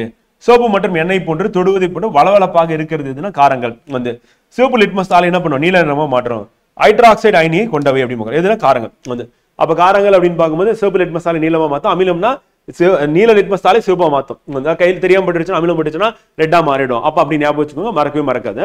அதே மாதிரி சோப்பு வாயில பட்டுச்சுன்னா கசப்பா இருக்கு, வந்து கசப்பு சுவையுடையது, அரிக்கும் தன்மையுடையது. மின்கடத்திகள், அதுவும் இது மின்கடத்திகள் தான், இது வளவளப்பாக இருக்கும் தொடறதுக்கு. இதுல ஹைட்ராக்சைடு அப்படின்னா OH வந்து இருக்கும் அப்படின்னு பார்க்கணும். இதுல காரங்கள் அப்படின்னு பார்க்கணும். அமிலமா இருந்தா ஹைட்ரஜன் இருக்கும் அப்படின்னு பார்க்கணும். ஸோ அதுதான் அதுக்கு இதுக்கும் வித்தியாசம். அடுத்து ரொட்டி சோடா அப்படின்னும் போது வந்து பாத்தீங்கன்னா அதோட சுவை எப்படி இருக்குன்னா புளிப்பா கசப்பாக இருக்கும். வந்து இப்ப ரொட்டி சோடா அப்படின்னும் போது வந்து அல்சருக்கு வந்து ரெமிடியா வந்து ஹோம் ரெமிடியா எடுத்துப்பாங்க. வந்து அது தண்ணியில போட்டு கலந்து குடிப்பாங்க, கசப்பா தான் இருக்கும். வந்து அடுத்து சோப்பு மற்றும் எண்ணெய் பசை போன்ற தொடுவதற்கு வலுவழுப்பாக இருக்கக்கூடியது காரங்கள் அப்படின்னு பார்க்கறது. உலோக ஆக்சைடு ஹைட்ராக்சைடு சேர்மங்கள் காரங்கள் என்று அழைக்கப்படுகின்றன அப்படின்னு பார்க்கணும். உலோக ஆக்சைடு ஹைட்ராக்சைடு சொல்றது காரங்கள் தான். சோடியம் ஹைட்ராக்சைடு நமக்கு இன்னொரு பேர் என்ன, எரி சோடா கேட்டாங்க, இம்பார்ட்டன்ட் எக்ஸாம்ல நம்ம கொஸ்டினா கேட்டாங்க. வந்து அதே மாதிரி பொட்டாசியம் ஹைட்ராக்சைடு இன்னொரு பேர் வந்து எரி பொட்டாஷ் அப்படின்னு பார்க்கறோம். அப்ப எரி சோடான்னு எதை சொல்றோம் அப்படின்னு கேட்டாங்க. சோடியம் ஹைட்ராக்சைடு NaOH வந்து எரி சோடா அப்படின்னு பார்க்கறோம். ஸோ அது நமக்கு எக்ஸாம்ல கேட்டாங்க. வந்து அது பொட்டாசியம் ஹைட்ராக்சைடு அப்படின்னா வந்து KOH அப்படின்னு பார்க்கறோம். ஸோ அது நமக்கு எக்ஸாம்ல கொஸ்டினா கேட்டாங்க. காரங்கள் நீருடன் சேரும்போது ஹைட்ராக்சைடு அயனியை கொடுக்கிறது அப்படின்னு பார்க்கறோம். தண்ணியோட சேரும்போது என்னன்னா ஹைட்ராக்சைடு OH வந்து கொடுத்துரும் அப்படின்னு பார்க்கறோம். வந்து நீரில் கரையும் காரங்களுக்கு என்ன பேரு அப்படின்னா வெரி வெரி இம்பார்ட்டன்ட் அல்கலிஸ் கேட்டுருவாங்க. அல்கலிஸ் அப்படின்றது வந்து பாத்தீங்கன்னா என்னப்பா அப்படின்னு கேட்பாங்க. கேட்டாங்கன்னா நீர்ல ஒரு காரம் கரையாது. ஏன்னா எல்லா காரமும் தண்ணியில கரையாது. எல்லா காரணம் OH இருக்குல்ல, அந்த காரங்கள் எல்லாமே தண்ணியில கரையாது. ஆனா தண்ணியில கரைஞ்சுது அப்படின்னா அது நம்ம என்ன சொல்றோம் அப்படின்னா வந்து ஆல்கலிஸ் அப்படின்னு சொல்றோம். வந்து இப்ப கால்சியம், சோடியம், பொட்டாசியம் ஆகியவற்றின் ஹைட்ராக்சைடுகள் அல்கலிஸ்கள் எடுத்துக்காட்டுகளா இருக்கு. அப்ப calcium hydroxide, potassium hydroxide, sodium hydroxide அப்படின் போது தண்ணியில கரையக்கூடியது. அப்ப தண்ணியில கரைஞ்சா அதுக்கு பேர் என்னன்னா ஆல்கலிஸ் அப்படின்னு பாக்குறோம். வந்து எல்லா ஆல்கலிஸ்களும் காரங்கள் ஆகும். வந்து ஏன்னா ஆல்கலிஸ் அப்படின்னாவே தண்ணியில கரையக்கூடிய காரம் தான். அப்ப அது காரம் சொல்லிடலாம், முடிஞ்சிச்சு. வந்து ஆனா எல்லா காரங்களும் என்ன பண்ண முடியாது, தண்ணியில கரையாது. அதனால ஆல்கலிஸ்கள் அல்ல அப்படின்னு பாக்குறோம். புரியுதா? அப்ப எல்லா காரமும் அல்கலிஸ்னா எல்லா காரமும் தண்ணியில கரையும். வந்து சரி, எல்லா அல்கலிஸ் அப்படின்னா எல்லா அல்கலிஸும் காரணம் அல்கலிஸ் அப்படின்னா தண்ணியில கரையும். அப்ப தண்ணியில கரையக்கூடிய காரங்கள் எல்லாம் காரங்கள் தான். வந்து ஆனா எல்லா காரமும் தண்ணியில கரையும்னா கரையாது. அப்ப எல்லாமே அல்கலிஸா ஆக முடியாது அப்படின்னு. அல்கலி அப்படின்ற வார்த்தை எங்க இருந்து வருது அப்படின்னு பாத்தீங்கன்னா அரபு சொல் அப்படின்னு பாக்குறோம். மரச்சாம்பல் அப்படின்னு பாக்குறோம். இது வந்து அரபிக் சொல் அப்படின்னு சொல்லி பாக்குறோம். வந்து அது என்ன இருக்குன்னா சோடியம் இருக்கு, பொட்டாசியம் இருக்கு அப்படின்னு சொல்லுவாங்க, கார்பனேட்டுகள் இருக்கு அப்படின்னு. சோடியம் பொட்டாசியம் அது மட்டும் இல்ல, நம்ம கால்சியம் அப்படின்னு பாக்குறோம். சோ அது அல்கலிஸ் அப்படின் போது சோடியம் பொட்டாசியம் அப்புறம் கால்சியம் இதனோட ஹைட்ராக்சைடுகள் அப்படின்னு பாக்குறோம். சோ மூணுமே வரும் அப்படின்னு பாக்குறோம். அடுத்து வலிமை மிகு காரங்கள். நம்ம அங்க பார்க்கும்போது வலிமை மிகு அமிலங்கள் அப்படின்னு பார்த்தோம்னா என்ன சொன்னோம், HCl பார்த்தோம். வலிமை குறைந்ததுன்னா அசிட்டிக் அமிலம் பார்த்தோம், CH3COH அப்படின்னு பார்த்தோம். இங்க வலிமை மிகு காரங்கள்னா NaOH, KOH, sodium hydroxide, potassium hydroxide. வந்து அதே வலிமை குறைந்த காரங்கள் அப்படின்னும் போது அமோனியம் ஹைட்ராக்சைடு, கால்சியம் ஹைட்ராக்சைடு அப்படிங்கிறோம். Ammonium hydroxide, calcium, NH4OH and CaOH2 அப்படின்னு பார்க்கறோம். வந்து சோ அங்க பார்க்கும்போது வந்து நம்ம ஒரு காரத்துவ அமிலம் பார்த்தோம், இங்க ஒரு அமிலத்துவ காரம் பார்க்கணும். அப்ப முடியும் போது காரம் முடிஞ்சா அப்ப காரம் தான் கேட்கறாங்க. அப்ப ஆரம்பிக்கும் போது ஓருன்னு கேட்டாங்களா, அப்ப ஒரே ஒரு காரம் அப்படின்னு பார்க்கும்போது கண்டிப்பா ஒரு ஹைட்ராக்சைடு தான் இருக்கும், ஒரு OH தான் இருக்கணும். அப்ப sodium hydroxide, potassium hydroxide example for ஒரு அமிலத்துவ காரம். அப்ப இரு அமிலத்துவ காரம் என்ன அப்படிங்கிறாங்க. ஈர் அப்படின்னும் போது ரெண்டு காரம் கேட்கறாங்க, கால்சியம் ஹைட்ராக்சைடு, மெக்னீசியம் ஹைட்ராக்சைடு. பாத்தீங்கன்னா தெரியும் OH2 இருக்கு. அப்ப வந்து பாத்தீங்கன்னா கால்சியம் ஹைட்ராக்சைடு, மெக்னீசியம் ஹைட்ராக்சைடு வந்து ஈர அமிலத்துவ காரம். மூன்று அமிலத்துவ காரம் அப்படின்னும் போது என்னன்னா அலுமினியம் ஹைட்ராக்சைடு, ஃபெர்ரிக் ஹைட்ராக்சைடு அப்படின்னு பார்க்கிறோம். இவை நீரில் அயனிட்டு ஒரு மூலக்கூறு காரத்துக்கு 3 ஹைட்ராக்சைடு அயனிகள் தரவில்லை அப்படின்னு பார்க்கிறோம். வந்து அடுத்து கான்சன்ட்ரேட்டட் அல்கலி. வந்து நீரின் அடிப்படையில் தண்ணி எவ்வளவு கலந்துருக்கு அப்படின்றத பொறுத்தா செறிவின் அடிப்படையில் நம்ம என்ன காரங்களை பிரிக்கிறோம். செறிவு மிகு காரங்கள் அப்படின்னா என்னது, நீரில் காரங்களின் சதவீதம் அதிகமாக இருக்கும், தண்ணி கம்மியா இருக்கும், காரம் அதிகமா இருக்கும். வந்து நீர்த்த காரங்கள் அப்படின்னும் போது நீரில் காரங்களின் சதவீதம் குறைந்த அளவு இருக்கும், காரம் வந்து கம்மியா இருக்கும். கம்மியா இருந்தா நீர்த்த, காரம் அதிகமா இருந்ததுன்னா செறிவு மிகுந்த காரங்கள் அப்படிங்கிறோம். வந்து எப்படி நம்ம வந்து அமிலங்கள் அப்படி சொல்லி பார்த்தோமோ அதே மாதிரி அமிலங்கள்ல வந்து பாத்தீங்கன்னா HNO3, H2SO4, HCl வந்து பேர் பார்த்தோமோ அதே மாதிரி இங்கேயும் வந்து சோடியம் ஹைட்ராக்சைடு நம்ம ஏற்கனவே பார்த்தது தான் என்னது, எரி சோடா அப்படின்னு பாக்குறோம். சோடியம் பொட்டாசியம் அப்படின்னா எரி பொட்டாஷ் அப்படின்னு பாக்குறோம். இது தண்ணியில கரையுமானா கரையும் அப்படின்னு பாத்துறோம். கால்சியம் ஹைட்ராக்சைடு இதுவும் கரையும், லேசா கரையுது. அப்ப இது மூணுமே நம்ம வந்து அல்கலிஸ் அப்படின்னு இப்பதான் பார்த்தோம். வந்து கால்சியம் ஹைட்ராக்சைடுனா CaOH போட்டு ட்வைஸ் இப்பதான் பார்த்தோம். ஈர் காரத்துவ அமிலத்துக்கு ஈர் அமிலத்துவ காரத்துக்கு எடுத்துக்காட்டா வந்து நம்ம பார்த்தோம் கால்சியம் ஹைட்ராக்சைடு. வந்து சுட்ட சுண்ணாம்பு அப்படின்னு பார்க்கும்போது தண்ணியில கரையாது, ஆனா கால்சியம் ஆக்சைடு அப்படின்னு பார்க்கறது அதனுடைய கெமிக்கல் ஃபார்முலா. ஃபெரிக் ஹைட்ராக்சைடு அப்படின்னா FeOH3 அப்படின்னு பார்க்கறோம், அதுவும் கரைவதில்லை. வந்து மெக்னீசியம் பால்மம்னா MgOH2, அதுவும் கரைவதில்லை மெக்னீசியம் ஹைட்ராக்சைடு. ஆனா மெக்னீசியம் பால்மம் அப்படின்றது நமக்கு எதுக்கு யூஸ் ஆகுது அப்படின்னா மில்க் ஆஃப் மெக்னீசியம் அப்படின்னு பார்க்கறோம். இது வந்து பாத்தீங்கன்னா வயிற்று உபாதைகளுக்கு அல்சருக்கு மருந்தாவது பயன்படும் அப்படின்னு பார்க்கறோம். அடுத்து காரங்களின் பயன்கள் அப்படின்னு பார்க்கும்போது சோடியம் ஹைட்ராக்சைடு எதுனா சோப்பு தயாரிக்க பயன்படுது. நல்லா ஞாபகம் வச்சுக்கணும். சோடியம் ஹைட்ராக்சைடு வந்து பாத்தீங்கன்னா என்னன்னா துணி துவைக்கும் சோப்பு அப்படின்னு பார்க்கறோம். துணி துவைக்கும் சோப்பு தான் சோடியம் ஹைட்ராக்சைடு. வந்து அதே பொட்டாசியம் ஹைட்ராக்சைடு அப்படின்னு எடுத்துட்டோம் அப்படின்னா பொட்டாசியம் ஹைட்ராக்சைடு KOH இருக்குல்ல, ஸோ அதுதான் வந்து பார்த்தீங்கன்னா வந்து குளியல் சோப்பு அப்படி பார்க்கணும். இது கூட கேட்பாங்க அன்றாட வாழ்க்கையில. குளியல் சோப்பு தயாரிக்க பயன்படுவது பொட்டாசியம் ஹைட்ராக்சைடு. சோடியம் ஹைட்ராக்சைடு துணி துவைக்கும் சோப்பு தயாரிக்க பயன்படுது. கால்சியம் ஹைட்ராக்சைடு எதுக்குன்னா கட்டிடங்களுக்கு வெள்ளை அடிப்பதற்கு. கட்டிடங்களுக்கு வெள்ளை அடிக்க கால்சியம் ஹைட்ராக்சைடு வந்து. மெக்னீசியம் ஹைட்ராக்சைடு இப்பதான் பார்த்தோம், வயிற்று உபாதை அல்சர் இருக்கு அப்படின்னா மெக்னீசியம் பால்மா மில்க் ஆஃப் மெக்னீசியா அப்படின்னு யூஸ் பண்றோம். அமோனியம் ஹைட்ராக்சைடு எதுக்கு அப்படின்னா துணிகள்ல எண்ணெய் கரை பிசுகுகளை நீக்க பயன்படுகிறது அப்படி பார்க்கலாம். ஸோ அப்போ அமோனியம் ஹைட்ராக்சைடு அப்படின்றது இம்பார்ட்டன்டா எக்ஸாம் பாயிண்ட் ஆஃப் வியூ. அடுத்து ரெட் லிட்மஸ் ப்ளூ லிட்மஸ் வந்து பேஸ் ஆசிட் வந்து. ஸோ சிவப்பு நிற லிட்மஸ் தாளை வந்து நம்ம உள்ள இன்சர்ட் பண்ணணும் அப்படின்னா அது என்னவா மாறும் அப்படின்னா வந்து பார்த்தீங்கன்னா ப்ளூ கலரா வந்து மாற்றும். எதுனா ரெட் லிட்மஸ் பேப்பர் வந்து. ப்ளூ லிட்மஸ் பேப்பர் வந்து ஆசிட்ல வந்து பார்த்தீங்கன்னா உள்ள விட்டீங்க அப்படின்னா ரெட்டா மாற்றும். அப்போ அமிலம் வந்து என்னவா மாறும் அப்படின்னா வந்து அமிலம் வந்து பார்த்தீங்கன்னா சிவப்பாக மாற்றும் அப்படின்னு பார்க்கலாம். ஸோ அதுதான் இங்க வந்து கூட சிவப்பாக மாற்றுது. அமிலம் வந்து சிவப்பாக மாற்றும். வந்து காரம் வந்து என்னவா மாற்றும் அப்படின்னா நீளமாக மாற்றும் அப்படின்னு சொல்லுவாங்க. அது எக்ஸாம் பாயிண்ட் ஆஃப் இம்பார்ட்டன் வந்து. அப்போ கலர் அப்படின்னு நிறங்காட்டிகள் அமிலத்தில் அது நிறம். லிட்மஸ் அப்படின்னு பார்த்தீங்கன்னா சிவப்பு நீலம். பினாப்தலின் வந்து நிறமற்றவை இளஞ்சிவப்பு. மஞ்சள் வந்து பாத்தீங்கன்னா மஞ்சள் அமிலத்தில் வந்து மஞ்சள் நிறத்திலும் காரத்தில் வந்து செங்கல் சிவப்பு வந்து. பீட்ரூட் சாறு இளஞ்சிவப்பு மஞ்சள். சிவப்பு முட்டை கோசு சாறு சிவப்பு பச்சை வந்து. இது கலர்ஸ். இதுல ரொம்ப முக்கியமானதுன்னா லிட்மஸ் தான் ஃப்ரெண்ட் முக்கியமானது. அதுக்கு அடுத்து பினாப்தலின். இது ரெண்டு வேணா ஞாபகம் வச்சுக்கோங்க போதும், மற்றது கூட நமக்கு தேவையில்லை வந்து. இப்போ ஒரு தாவரத்துடைய மலருடைய கலர் வச்சு நம்ம என்ன பண்றோம்னா அந்த தாவரம் வந்து என்ன மண்ணில் இருக்கு, அமில மண்ணா கார மண்ணான்னு சொல்லிட்டு நம்ம முடிவு பண்ணலாம் வந்து. ஸோ கார மண்ணில் வந்து பார்த்தீங்கன்னா ஹைட்ரோங்கியா மேக்ரோஃபைலா அப்படின்ற தாவரத்தின் வந்து பார்த்தீங்கன்னா கார மண்ணில் வந்து. ஸோ இப்போ நம்ம மேலே பார்க்கறது வந்து பார்த்தீங்கன்னா இது வந்து கார மண்ணில் தான் வந்து நம்ம காரம் மண்ணில் வந்து என்னவா இருக்குன்னா பிங்க் கலர்ல இருக்கும் வந்து. அதே அமில மண்ணில் வந்து இது என்னவா இருக்கு அப்படின்னா அமில மண்ணில் வந்து பார்த்தீங்கன்னா இது வந்து என்னோட கலர் வந்து ஊதா நிறத்தில் இருக்கு அப்படி பார்க்கலாம். இந்த லிட்மஸ் பேப்பர் வச்சு நம்ம அப்படியே முடிவு பண்ணிவிடாது. அமில மண்ணில் ஊதா நிறமும் கார மண்ணில் இந்த இது வந்து பார்த்தீங்கன்னா பிங்க் கலர்ல இருக்கு அப்படின்னு பார்க்கலாம், இளஞ்சிவப்பு நிறத்தில் இருக்கு. அதே மாதிரி அமிலங்கள் காரங்கள் அப்படின்னு பார்க்கும்போது வந்து ஹைட்ரஜனை கொடுக்கக்கூடியது அமிலங்கள் வந்து H+, OH கொடுக்கக்கூடியது காரங்கள் வந்து. அது புளிப்பு சுவை அப்படின்னா அமிலங்கள் வந்து. கசப்பு சுவைனா காரங்கள் வந்து. லிட்மஸ் தாள்ல சிவப்பாக மாத்துச்சு அமிலம், நீளமா மாத்துச்சு அப்படின்னா வந்து பார்த்தீங்கன்னா காரம் வந்து. ஹைட்ரஜன் வாயு வெளியேற்றம் எதுனா அமிலம் வந்து உலோகங்களோட வினை புரியும் போது. இது இம்பார்ட்டன்ட் வந்து கேட்டிருக்காங்க வந்து திருப்பி கேட்பாங்க வந்து. ஆனா என்ன பண்ணுன்னா பொதுவாக வினை இல்லை. ஆனா துத்தநாகம் அலுமினியம் மட்டும் என்ன பண்ணுன்னா வினை புரிந்து ஹைட்ரஜன் வெளியேற்றும். ரெண்டே உலோகங்களோட மட்டும் வினை புரியுது காரங்கள் அப்படின்னு பார்க்கிறோம். அது அமோனியா உப்புடன் வந்து வினை இல்லை. இது அமோனியா வாயு வெளியேற்றும் எதுனா காரங்கள். நிறங்காட்டி சோதனை நம்ம அங்க டேபிள் ஏற்கனவே பார்த்தாச்சு. மித்தைல் ஆரஞ்சு வந்து பாத்தீங்கன்னா அமிலங்கள்ல வந்து இளஞ்சிவப்பு நிறத்துல இருக்கும், காரத்தோட வந்து பாத்தீங்கன்னா மஞ்சள் நிறத்துல இருக்கும். இந்த ஒரு பாயிண்ட் வந்து அங்க இல்ல, டேபிள் இல்ல, அதனால இதை மட்டும் நோட் பண்ணிக்கலாம், வேணா சேர்த்துக்கோங்க. கார்பன் டை ஆக்சைடு வந்து உறிஞ்சும் தன்மையற்றவை வந்து எதுனா அமிலம். காரம் வந்து பாத்தீங்கன்னா சோடியம் பொட்டாசியம் ஹைட்ராக்சைடு காரங்கள் கார்பன் டை ஆக்சைடு வாயுவை உறிஞ்சுகின்றன அப்படின்னு பாக்குறோம். ஸோ இதோட நம்ம என்ன பண்ணிதுன்னா அமிலங்கள் முடிஞ்சது. அடுத்து நம்ம பார்க்க போறது வந்து உப்புக்கள், சால்ட். அப்போ உப்புக்கள் அப்படின்னு எடுத்துக்கும் போது sodium hydroxide potassium sodium hydroxide அப்படின்னு பொட்டாசியம் ஏதாவது ஒன்று அது அமிலத்தோட வினை புரிஞ்சுதுன்னா என்ன ஆகும்னா நமக்கு உப்பு பிளஸ் நீர் பிளஸ் வெப்பம் வந்து கிடைக்கும். இந்த ஈக்குவேஷன் வந்து இம்பார்ட்டன்ட் ஃப்ரெண்ட், அது ஞாபகம் வச்சுக்கணும். சோடியம் ஹைட்ராக்சைடு காரமும் அமிலமும் ஒன்னா சேர்ந்து நமக்கு என்ன கிடைக்குதுன்னா உப்பு நீர் வெப்பம் அப்படின்றது கிடைக்குது அப்படின்னு சொல்றோம். ஸோ அப்போ உப்புக்கள் அப்படின்னு பார்க்கும்போது வந்து பார்த்தீங்கன்னா நம்ம குளோரைடு உப்பு அப்படின்னு எடுத்துக்கிட்டோம் அப்படின்னா ஹைட்ரோகுளோரிக் அமிலத்தோட வினை புரிஞ்சு நமக்கு sodium chloride copper chloride and ferric chloride சொல்லிட்டு குளோரைடு உப்பு வந்து கிடைக்குது HCl வினை புரியும் போது. அதே மாதிரி நைட்ரிக் அமிலம் HNO3 அப்படின்னு சொல்லி பார்க்குறோம். ஸோ அதோட வினை புரிந்து என்ன கிடைக்குதுன்னா copper nitrate sodium nitrate and ferric nitrate உப்பு வந்து கிடைக்குது அப்படின்னு பார்க்குறோம். இதெல்லாம் சால்ட் கிடைக்கக்கூடியது எந்த அமிலத்தோட வினை புரியும். இது வெரி வெரி இம்பார்ட்டன்ட். இதுல முக்கியமானது அப்படின்னா இந்த இரட்டை உப்பு நமக்கு பல தடவை கேட்டிருக்காங்க, திருப்பி கேட்பாங்க வந்து. அப்போ உப்புகள் அடிப்படையில் சாதாரண உப்புகள் அப்படின்னு நம்ம சொல்லும் போது சோடியம் குளோரைட் சாதாரண உப்பு, இதுவும் பல தடவை கேட்டிருக்காங்க, இம்பார்ட்டன்ட் வந்து. அமில உப்புகள் அப்படின்னு சோடியம் பை சல்பேட் NaHSO4 அப்படின்னு அமில உப்புக்கு எடுத்துக்காட்டு. கார உப்புக்கு எடுத்துக்காட்டு வந்து பாத்தீங்கன்னா லெட் ஹைட்ராக்சைடு குளோரைடு PbOHCl அப்படின்னு பார்க்குறோம்.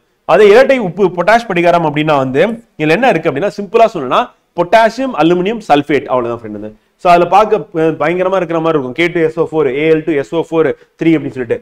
சிம்பிளா சொல்லணும் அப்படின்னா இதுல என்ன இருக்குன்னா potassium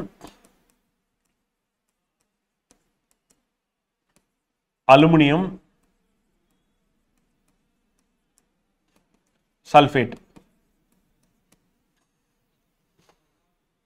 okay, so potassium aluminium sulphate எப்படி பார்க்கலாம், எதுனா இரட்டை உப்பு எப்படி பார்க்கலாம். எக்ஸாம் பாயிண்ட் ஆஃப் வியூ இது இம்பார்ட்டன்ட். அடுத்து பொது பெயர் வேதி பெயர் வாய்ப்பாடு அப்படின்னு பார்க்கும்போது நம்ம சாதாரண உப்பு வந்து என்ன சொல்லுவோம் சோடியம் குளோரைடு சொல்லுவோம். இது ஏற்கனவே நம்ம பார்த்ததான் NaCl. சலவை சோடா அப்படின்னும் போது Na2CO3 10H2O நம்ம ஏற்கனவே அந்த சேர்மங்கள்ல எழுதுனால கெமிக்கல் ஃபார்முலா அதுதான். ரொட்டி சோடா அப்படின்னும் போது சோடியம் பை கார்பனேட், அதுவும் நம்ம அங்க பார்த்தோம் NaHCO3 அப்படின்னு பார்த்தோம். வந்து சோடா சாம்பல் அப்படின்னும் போது Na2CO3 சோடியம் கார்பனேட் அப்படி சொல்லி பார்க்கிறோம். அது வந்து Na2CO3 அப்படி சொல்லி பார்க்கிறோம். வந்து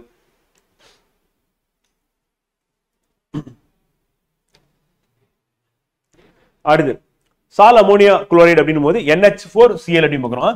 சால் அமோனியம் குளோரைடு. கால்சியம் ஆக்சி குளோரைடு அப்படின்னா CaOCl2 அப்படின்னு பார்க்குறோம். கால்சியம் கார்பனேட் அப்படின்றது வந்து CaCO3 பார்க்குறோம் ஃப்ரெண்ட். அண்ட் பொட்டாசியம் நைட்ரேட் அப்படின்னா KNO3 எப்படி பார்க்குறோம். இது எல்லாமே நமக்கு வந்து கெமிக்கல் ஃபார்முலா அடிப்படையில் கேட்கறதுக்கான வாய்ப்பு இருக்கு. இப்போ சுண்ணாம்புக்கல் அப்படின்னு சொல்லி கேட்பாங்க, கேட்டாங்கன்னா CaCO3. நைட்ரேட் வந்து பார்த்தீங்கன்னா KNO3. ப்ளீச்சிங் பவுடர் சலவை தூள் அப்படின்னா கால்சியம் ஆக்சி குளோரைடு. சால் அமோனியம் குளோரைடு வந்து NH4Cl அப்படின்னு பார்க்குறோம். அது இம்பார்ட்டன் தான் வந்து. அதுக்கு அடுத்து முகரும் உப்பு கேட்டாங்க அப்படின்னா அமோனியம் கார்பனேட் NH4 2 போட்டு CO3 அப்படின்னு பார்க்குறோம். அது எப்சம் உப்பு அப்படின்னு நம்ம எடுத்துக்கும்போது நீரேற்றப்பட்ட மெக்னீசியம் சல்பேட் MgSO4 7H2O அப்படின்னா நமக்கு எப்சம் உப்பு அப்படின்னு சொல்லி பார்க்குறோம். இதுவும் இம்பார்ட்டன்ட் ஃப்ரெண்ட் வந்து கேட்டுருவாங்க. பாரிஸ் சாந்து நம்ம ஏற்கனவே பார்த்தோம், கால்சியம் சல்பேட் அப்படின்னு பார்த்தோம். சரி, எப்சம் ஜிப்சம் தான் நம்ம பார்த்தோம். வந்து பாரிஸ் சாந்து அப்படின்றது நீரேற்றப்பட்ட கால்சியம் சல்பேட் CaSO4 H2O அப்படின்னு பார்க்குறோம். வெள்ளை விட்ரியால் வெண் துத்தம் அப்படின்னும் போது வந்து நம்ம துத்தம் சொல்லியாச்சு, அப்ப ஜிங்க் சல்பேட்னு இருக்கும். அதே மாதிரி நீல விட்ரியால் மயில் துத்தம் அப்படின்னும் போது துத்தநாகம் அப்படின்னு அங்க வந்துடும். ஆனா இங்க மயில் துத்தம் அப்படின்னு வரும்போது வந்து ஜிங்கு கிடையாது, காப்பர். நீலம் நீலம் அப்படின்னு வரும்போது வந்து காப்பர். வெள்ளை அப்படின்னா வந்து ஜிங்கு, நீலம் அப்படின்னு வந்தா காப்பர் அப்படின்னு ஞாபகம் வச்சுக்க வேண்டியதான். அதுக்கு அடுத்து பச்சை அப்படின்னும் போது வந்து இதுன்னா தாவரங்கள்ல வந்து கிரீன். இப்ப எக்ஸாம்பிள் வந்து கீரை சாப்பிடணும், கீரையில இருந்து இரும்பு சத்து இருக்குன்னு பாக்குறோம். அப்ப பச்சை இரும்பு இருக்கு அப்படின்னு ஞாபகம் வச்சுக்கோங்க. அதே வந்து காப்பர் அப்படின்றது பூச்சிக்கொல்லியா வந்து பயன்படுகிறது. அதனால வந்து பாத்தீங்கன்னா காப்பர் அப்படின்னா பூச்சியை வந்து கில் பண்ணணும். அப்ப பாய்சன் ப்ளூ கலர்ல இருக்குன்னு ஞாபகம் வச்சுக்கோங்க. ஜிங்க் வந்து பாத்தீங்கன்னா வெள்ளை விட்ரியா அப்படின்னு ஞாபகம் வச்சுக்கோங்க. ஜிங்க் அப்படின்றது நம்ம ஏற்கனவே ஜிங்க் முலாம் பூசுதல், துதநாக முலாம் பூசுதல், பளபளப்பா வெண்மையா வந்து மாறிது அப்படின்ற மாதிரி கூட லிங்க் பண்ணி ஞாபகம் வச்சு. சில்வரா தான் இருக்கும், ஆனா வெண்மையா மாறும் அப்படின்னு ஞாபகம் வச்சுட்டாலும் ஓகே தான். வந்து அடுத்து உப்பின் பெயர் பயன்பாடு. மனித உடலுக்கு சீராக செயல்பட என்னென்ன உப்பு அவசியம் அப்படின்னு சொல்லி கேட்டுருவாங்க. Calcium phosphate, calcium lactate, ferrous sulphate, sodium chloride அப்படின்னு இம்பார்ட்டன்ட். வந்து மனித உடல் சீராக எங்க தேவையான உப்புக்கள் என்னென்னு கேட்டாங்கன்னா இந்த 4 உப்பு அவசியம் அப்படின்னு. வீட்டு பயன்பாடு அப்படின் போது சோடியம் குளோரைடு அப்படின்றது நமக்கு உணவை கெடாமல் பாதுகாக்க மற்றும் கலவையை கூட்ட வந்து பார்த்தீங்கன்னா பயன்படுகிறது. இது இம்பார்ட்டன்ட் அப்படின்னு. ஸோ அது எக்ஸாம் இம்பார்ட்டன்ட். அடுத்து சோடியம் பை கார்பனேட், குளிர்பானம் ரொட்டி அது தயாரிக்க பயன்படுகிறது அப்படின்னா சோடியம் பை கார்பனேட் அப்படின்னு. அண்ட் நீரேற்றப்பட்ட பொட்டாசியம் அலுமினியம் சல்பேட் தண்ணீரை தூய்மையாக்க. அதான் வந்து இந்த பொட்டாஷ் ஆலம் இரட்டை உப்புன்னு பார்த்தோம்ல, அந்த இரட்டை உப்பு தான் இது. இந்த இரட்டை உப்பு பொட்டாஷ் படிக்காரம். அது வந்து தண்ணியை தூய்மைப்படுத்துறதுக்கு பயன்படும். பொட்டாஷ் ஆலம் அப்படின்னு டிஸ்ட்ரிக்ட் எல்லாம் கட்டி தொங்க விட்டுருப்பாங்க, பார்த்துருப்பீங்க. வந்து தொழிற்சாலையில வந்து சோடியம் கார்பனேட் வந்து சலவை சோடா தயாரிக்க பயன்படுகிறது. காப்பர் சல்பேட் வந்து பூச்சிக்கொல்லியா பயன்படுகிறது. பொட்டாசியம் நைட்ரேட் அப்படின்னா வெடி மருந்து. இதை நம்ம பார்த்தோம், நைட்டர் அப்படின்னு சொல்லி பார்த்தோம்ல, பொட்டாசியம் நைட்ரேட் அதான் வெடி மருந்து தான். காப்பர் சல்பேட் சொல்ல பூச்சிக்கொல்லி பாய்சன் வந்து ப்ளூ கலரா மாறும் அப்படின்னு நம்ம ஏற்கனவே பார்த்தோம். அது வந்து மயில் துத்தம் அப்படின்னு பார்த்தோம். சோடியம் கார்பனேட் வந்து சலவை சோடா தயாரிக்க பயன்படுகிறது. காமன் சால்ட் NaCl உங்களுக்கு தெரியும். சலவை சோடா Na2CO3 தெரியும், கிளீனிங் ஏஜென்ட். சமையல் சோடாவும் உங்களுக்கு தெரியும். ஆனால் சமையல் சோடா அப்படின்றது வந்து பார்த்தீங்கன்னா ரொட்டி சோடா தயாரிக்க பயன்படுகிறது. ரொட்டி சோடால சமையல் சோடாவும் டாட்டாரிக் அமிலமும் ஒன்னா சேரும் அப்படின்னு பார்க்கணும். அதான் நம்ம ஏற்கனவே பார்த்தோம். டாட்டாரிக் அமிலம் அப்படின்னு என்னது, ரொட்டி சோடா தயாரிக்க பயன்படுகிறது. சமையல் சோடானா அது வந்து NaCO3. ரொட்டி சோடானா நம்ம டாட்டாரிக் அமிலம் பிளஸ் சமையல் சோடா சேர்ந்தது. இந்த சமையல் சோடா அப்படின்றது எதுக்கு யூஸ் ஆகுது அப்படின்னா அமில நீக்கியாக.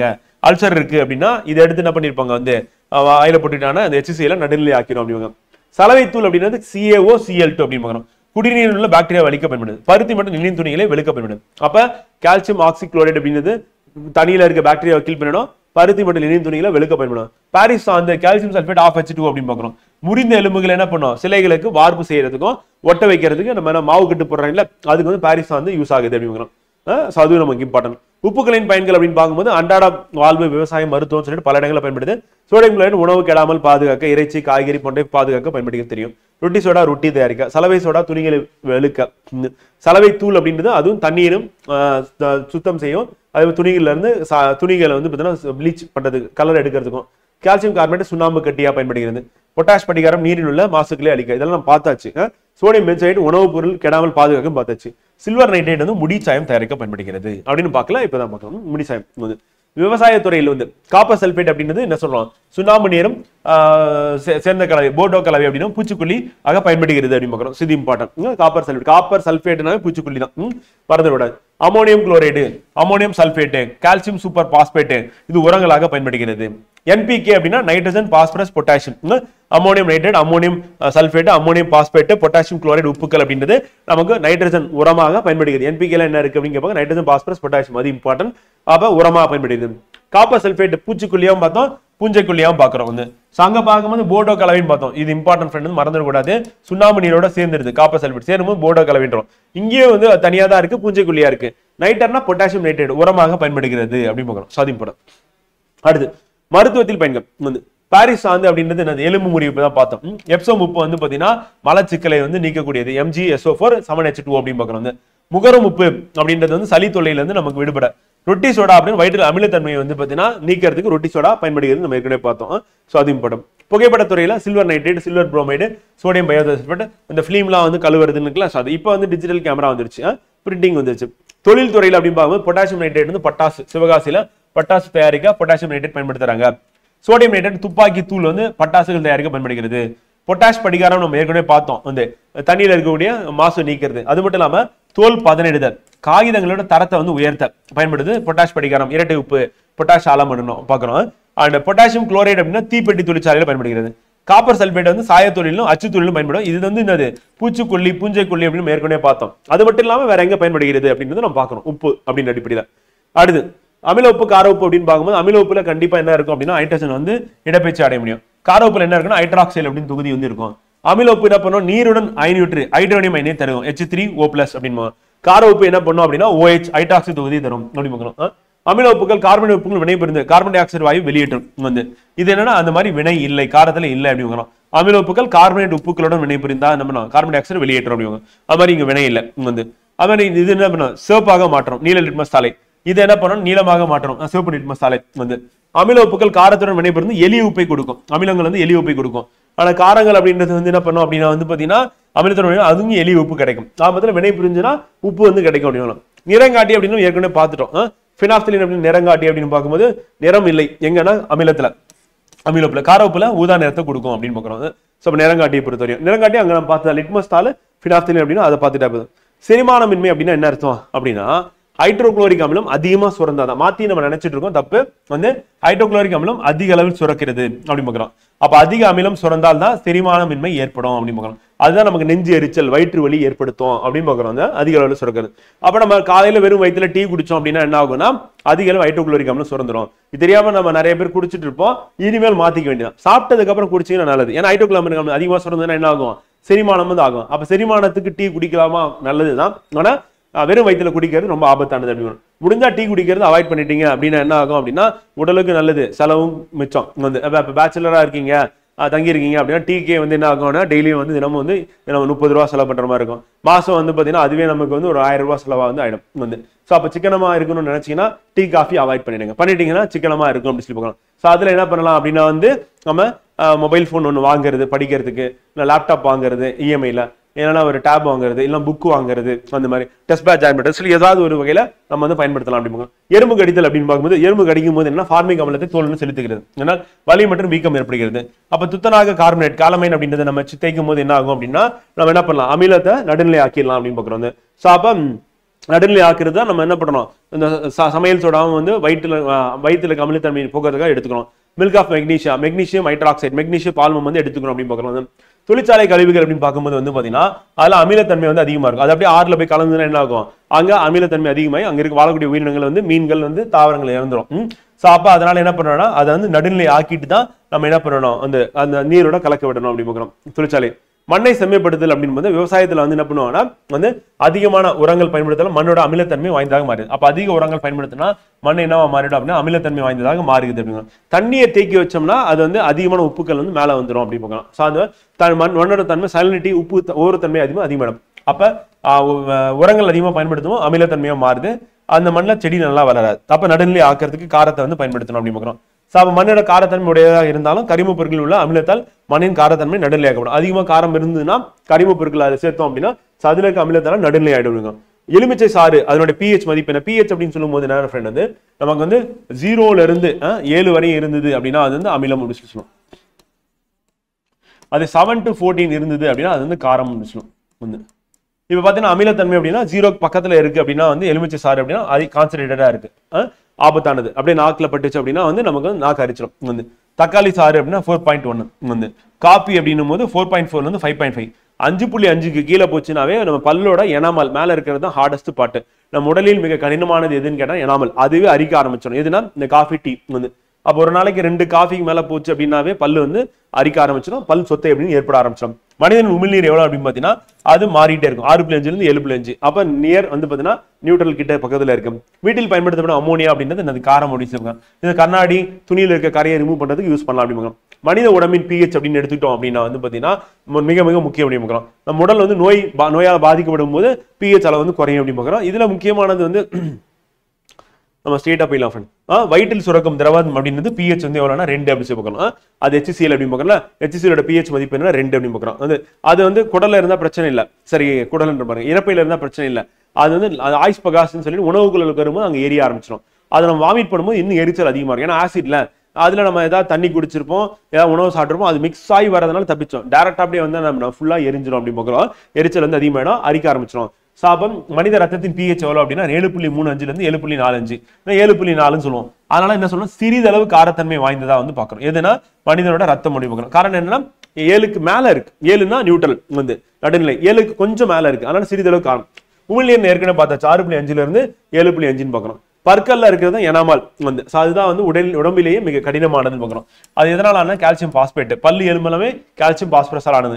நீரில் கரைவதில்லை, ஆனா 5.5க்கு கீழே வந்து என்னது pH குறையுது அப்படின்னா வந்து வாயில அப்படின்னா எப்ப டீ காஃபி எப்போ குறையும் வந்து அப்ப குறைஞ்சது அப்படின்னா அது வந்து அரிக்க ஆரம்பிச்சிடும். அப்ப பற்களை பயன்படுத்த பற்பசை என்னன்னா பொதுவாக காரத்தன்மை உடையது. இப்ப நைட்டு நம்ம தூங்கும் போது பல்லு எடுக்கல வந்து என்னது உணவு துகள்கள் இருக்கும், அது வந்து பாக்டீரியா அது உணவை எடுத்துட்டு ஆசிடை ப்ரொடியூஸ் பண்ணும். அந்த ஆசிட் வந்து நம்ம வாய் முழுக்க இருக்கும் காலையில மார்னிங். அப்ப நம்ம ஏஞ்சி மார்னிங் வந்து பிரஷ் பண்ணும்போது அந்த பேஸ்ட்ல வந்து என்ன இருக்குன்னா காரம் இருக்கும். அந்த காரம் என்ன பண்ணணும்னா அந்த ஆசிடை நியூட்ரலைஸ் பண்ணிடும் வந்து. அது இல்லாம அந்த காரம் என்ன பண்ணும் அப்படின்னா நம்ம வாயில தண்ணி வாய்க்கு பிடிக்கணும், அந்த தண்ணியை வந்து பாத்தீங்கன்னா சர்ஃபேஸ் டென்ஷன் நேற்று குறைச்சுன்னு பார்த்தோம். ஸோ அப்படி குறைச்சிச்சுன்னா அது என்ன பண்ணும், பல் இடுக்கெல்லாம் போயிட்டு ஈஸியா உள்ளுக்குள்ள போய் அங்க இருக்கக்கூடிய உணவு துகள்களை வெளியே எடுத்துட்டு வந்துடும் அப்படிமா. அப்போ பரிசுதைவை வந்து ஏற்படாம நடுநிலை ஆக்கிறதுக்கு நம்ம என்ன தேவை அப்படின்னா வந்து பிரஷ் பண்ணணும். காலையில் ஏஞ்ச உடனே பெட் காஃபி குடிச்சோம் அப்படின்னா முடிஞ்சது கதை. ஏற்கனவே வாயில ஆசிட் இருக்கும், இந்த ஆசிட் நம்ம வாயில ஊத்தும் போது என்ன ஆகும் அப்படின்னா பல்லு சீக்கிரமா காலி ஆயிடும். அதனால கண்டிப்பா நைட்டும் பிரஷ் பண்ணணும், மார்னிங்கும் பிரஷ் பண்ணணும் அப்படின்னு பார்க்கணும். வெறும் வயிற்றுல டீ காஃபி வந்து குடிக்கிறத அவாய்ட் பண்ணணும் அப்படின்னு பார்க்கணும். காலையில ஏஞ்சிற சீக்கிரமா அப்புறம் என்ன பண்றது அப்படின்னு கேட்பீங்க, புரியுது. டீ காஃபிக்கு பதிலாக வெறும் பால் குடிங்க வந்து. வேற ஏதாவது வந்து ராகியும் வேற ஏதாவது வந்து சத்து டானிக் ஏதாவது ஒன்று மிக்ஸ் பண்ணி குடிச்சிருங்க சூடா, வந்து பசிக்கிற மாதிரி இருந்ததுன்னா வந்து அப்படி சாப்பிட்டீங்கன்னா பிரச்சனை வராது. வந்து கார்போஹைட்ரேட் அப்படின்னா இப்போ வாழைப்பழம் அந்த மாதிரி ஏதாவது மார்னிங் சாப்பிட்டீங்கன்னா பிரச்சனை வராது. நான் பிரிஸ்கா இருக்கும், எனர்ஜெட்டிக்கா வந்து படிக்கணும் அப்படின்னா நான் இந்த வருஷம் வேலைக்கு போய் தான் ஆகணும், வேற வழியே எனக்கு இல்லை அப்படின்னு நீ நினைச்சீங்கன்னாவே எனர்ஜெட்டிக்கா படிச்சிருவீங்க. அப்புறம் வேற எதுவும் உங்களுக்கு சொல்லவே வேண்டியதில்லை. வந்து நம்ம குடும்ப பிரச்சனையை நமக்கு இருக்கிற பிரச்சனை, சமுதாயத்துல நம்ம எவனும் மதிக்க மாட்டேங்கிறோம் அப்படின்ற பிரச்சனை, இது எல்லாம் மொத்தமா யோசிச்சு பார்க்கும்போது வந்து கண்டிப்பா வந்து மார்னிங் வந்து கடகடன் படிக்க ஆரம்பிச்சிருங்க. சிட்ரஸ் பழங்கள் அப்படின்னா காரத்தன்மையோட மண்ணில் நன்கு வளரும். நல்ல ஞாபகம் வச்சுக்கணும், பழம் தான் வந்து அமிலம், ஆனா அது காரத்தன்மை மண்ணில் வளரும். அதே மாதிரி அரிசி வந்து அமிலத்தன்மை கொண்ட மண்ணில் வளரும், அதுவும் ஆச்சரியமா அரிசி அமிலம். வந்து கரும்பு வந்து பாத்தீங்கன்னா நடுநிலைத்தன்மை கொண்ட மண்ணில் வளரக்கூடிய தன்மை. ஸோ அது நமக்கு இம்பார்ட்டன் அப்படின்னு சொல்லி பார்க்கணும் எக்ஸாம் பாயிண்ட் ஆஃப் வியூல. ஓகேவா? ஸோ நம்ம இன்னைக்கு பிளான் பண்ண மாதிரி தான் 2 டாபிக் தான் முடிஞ்சிருச்சு.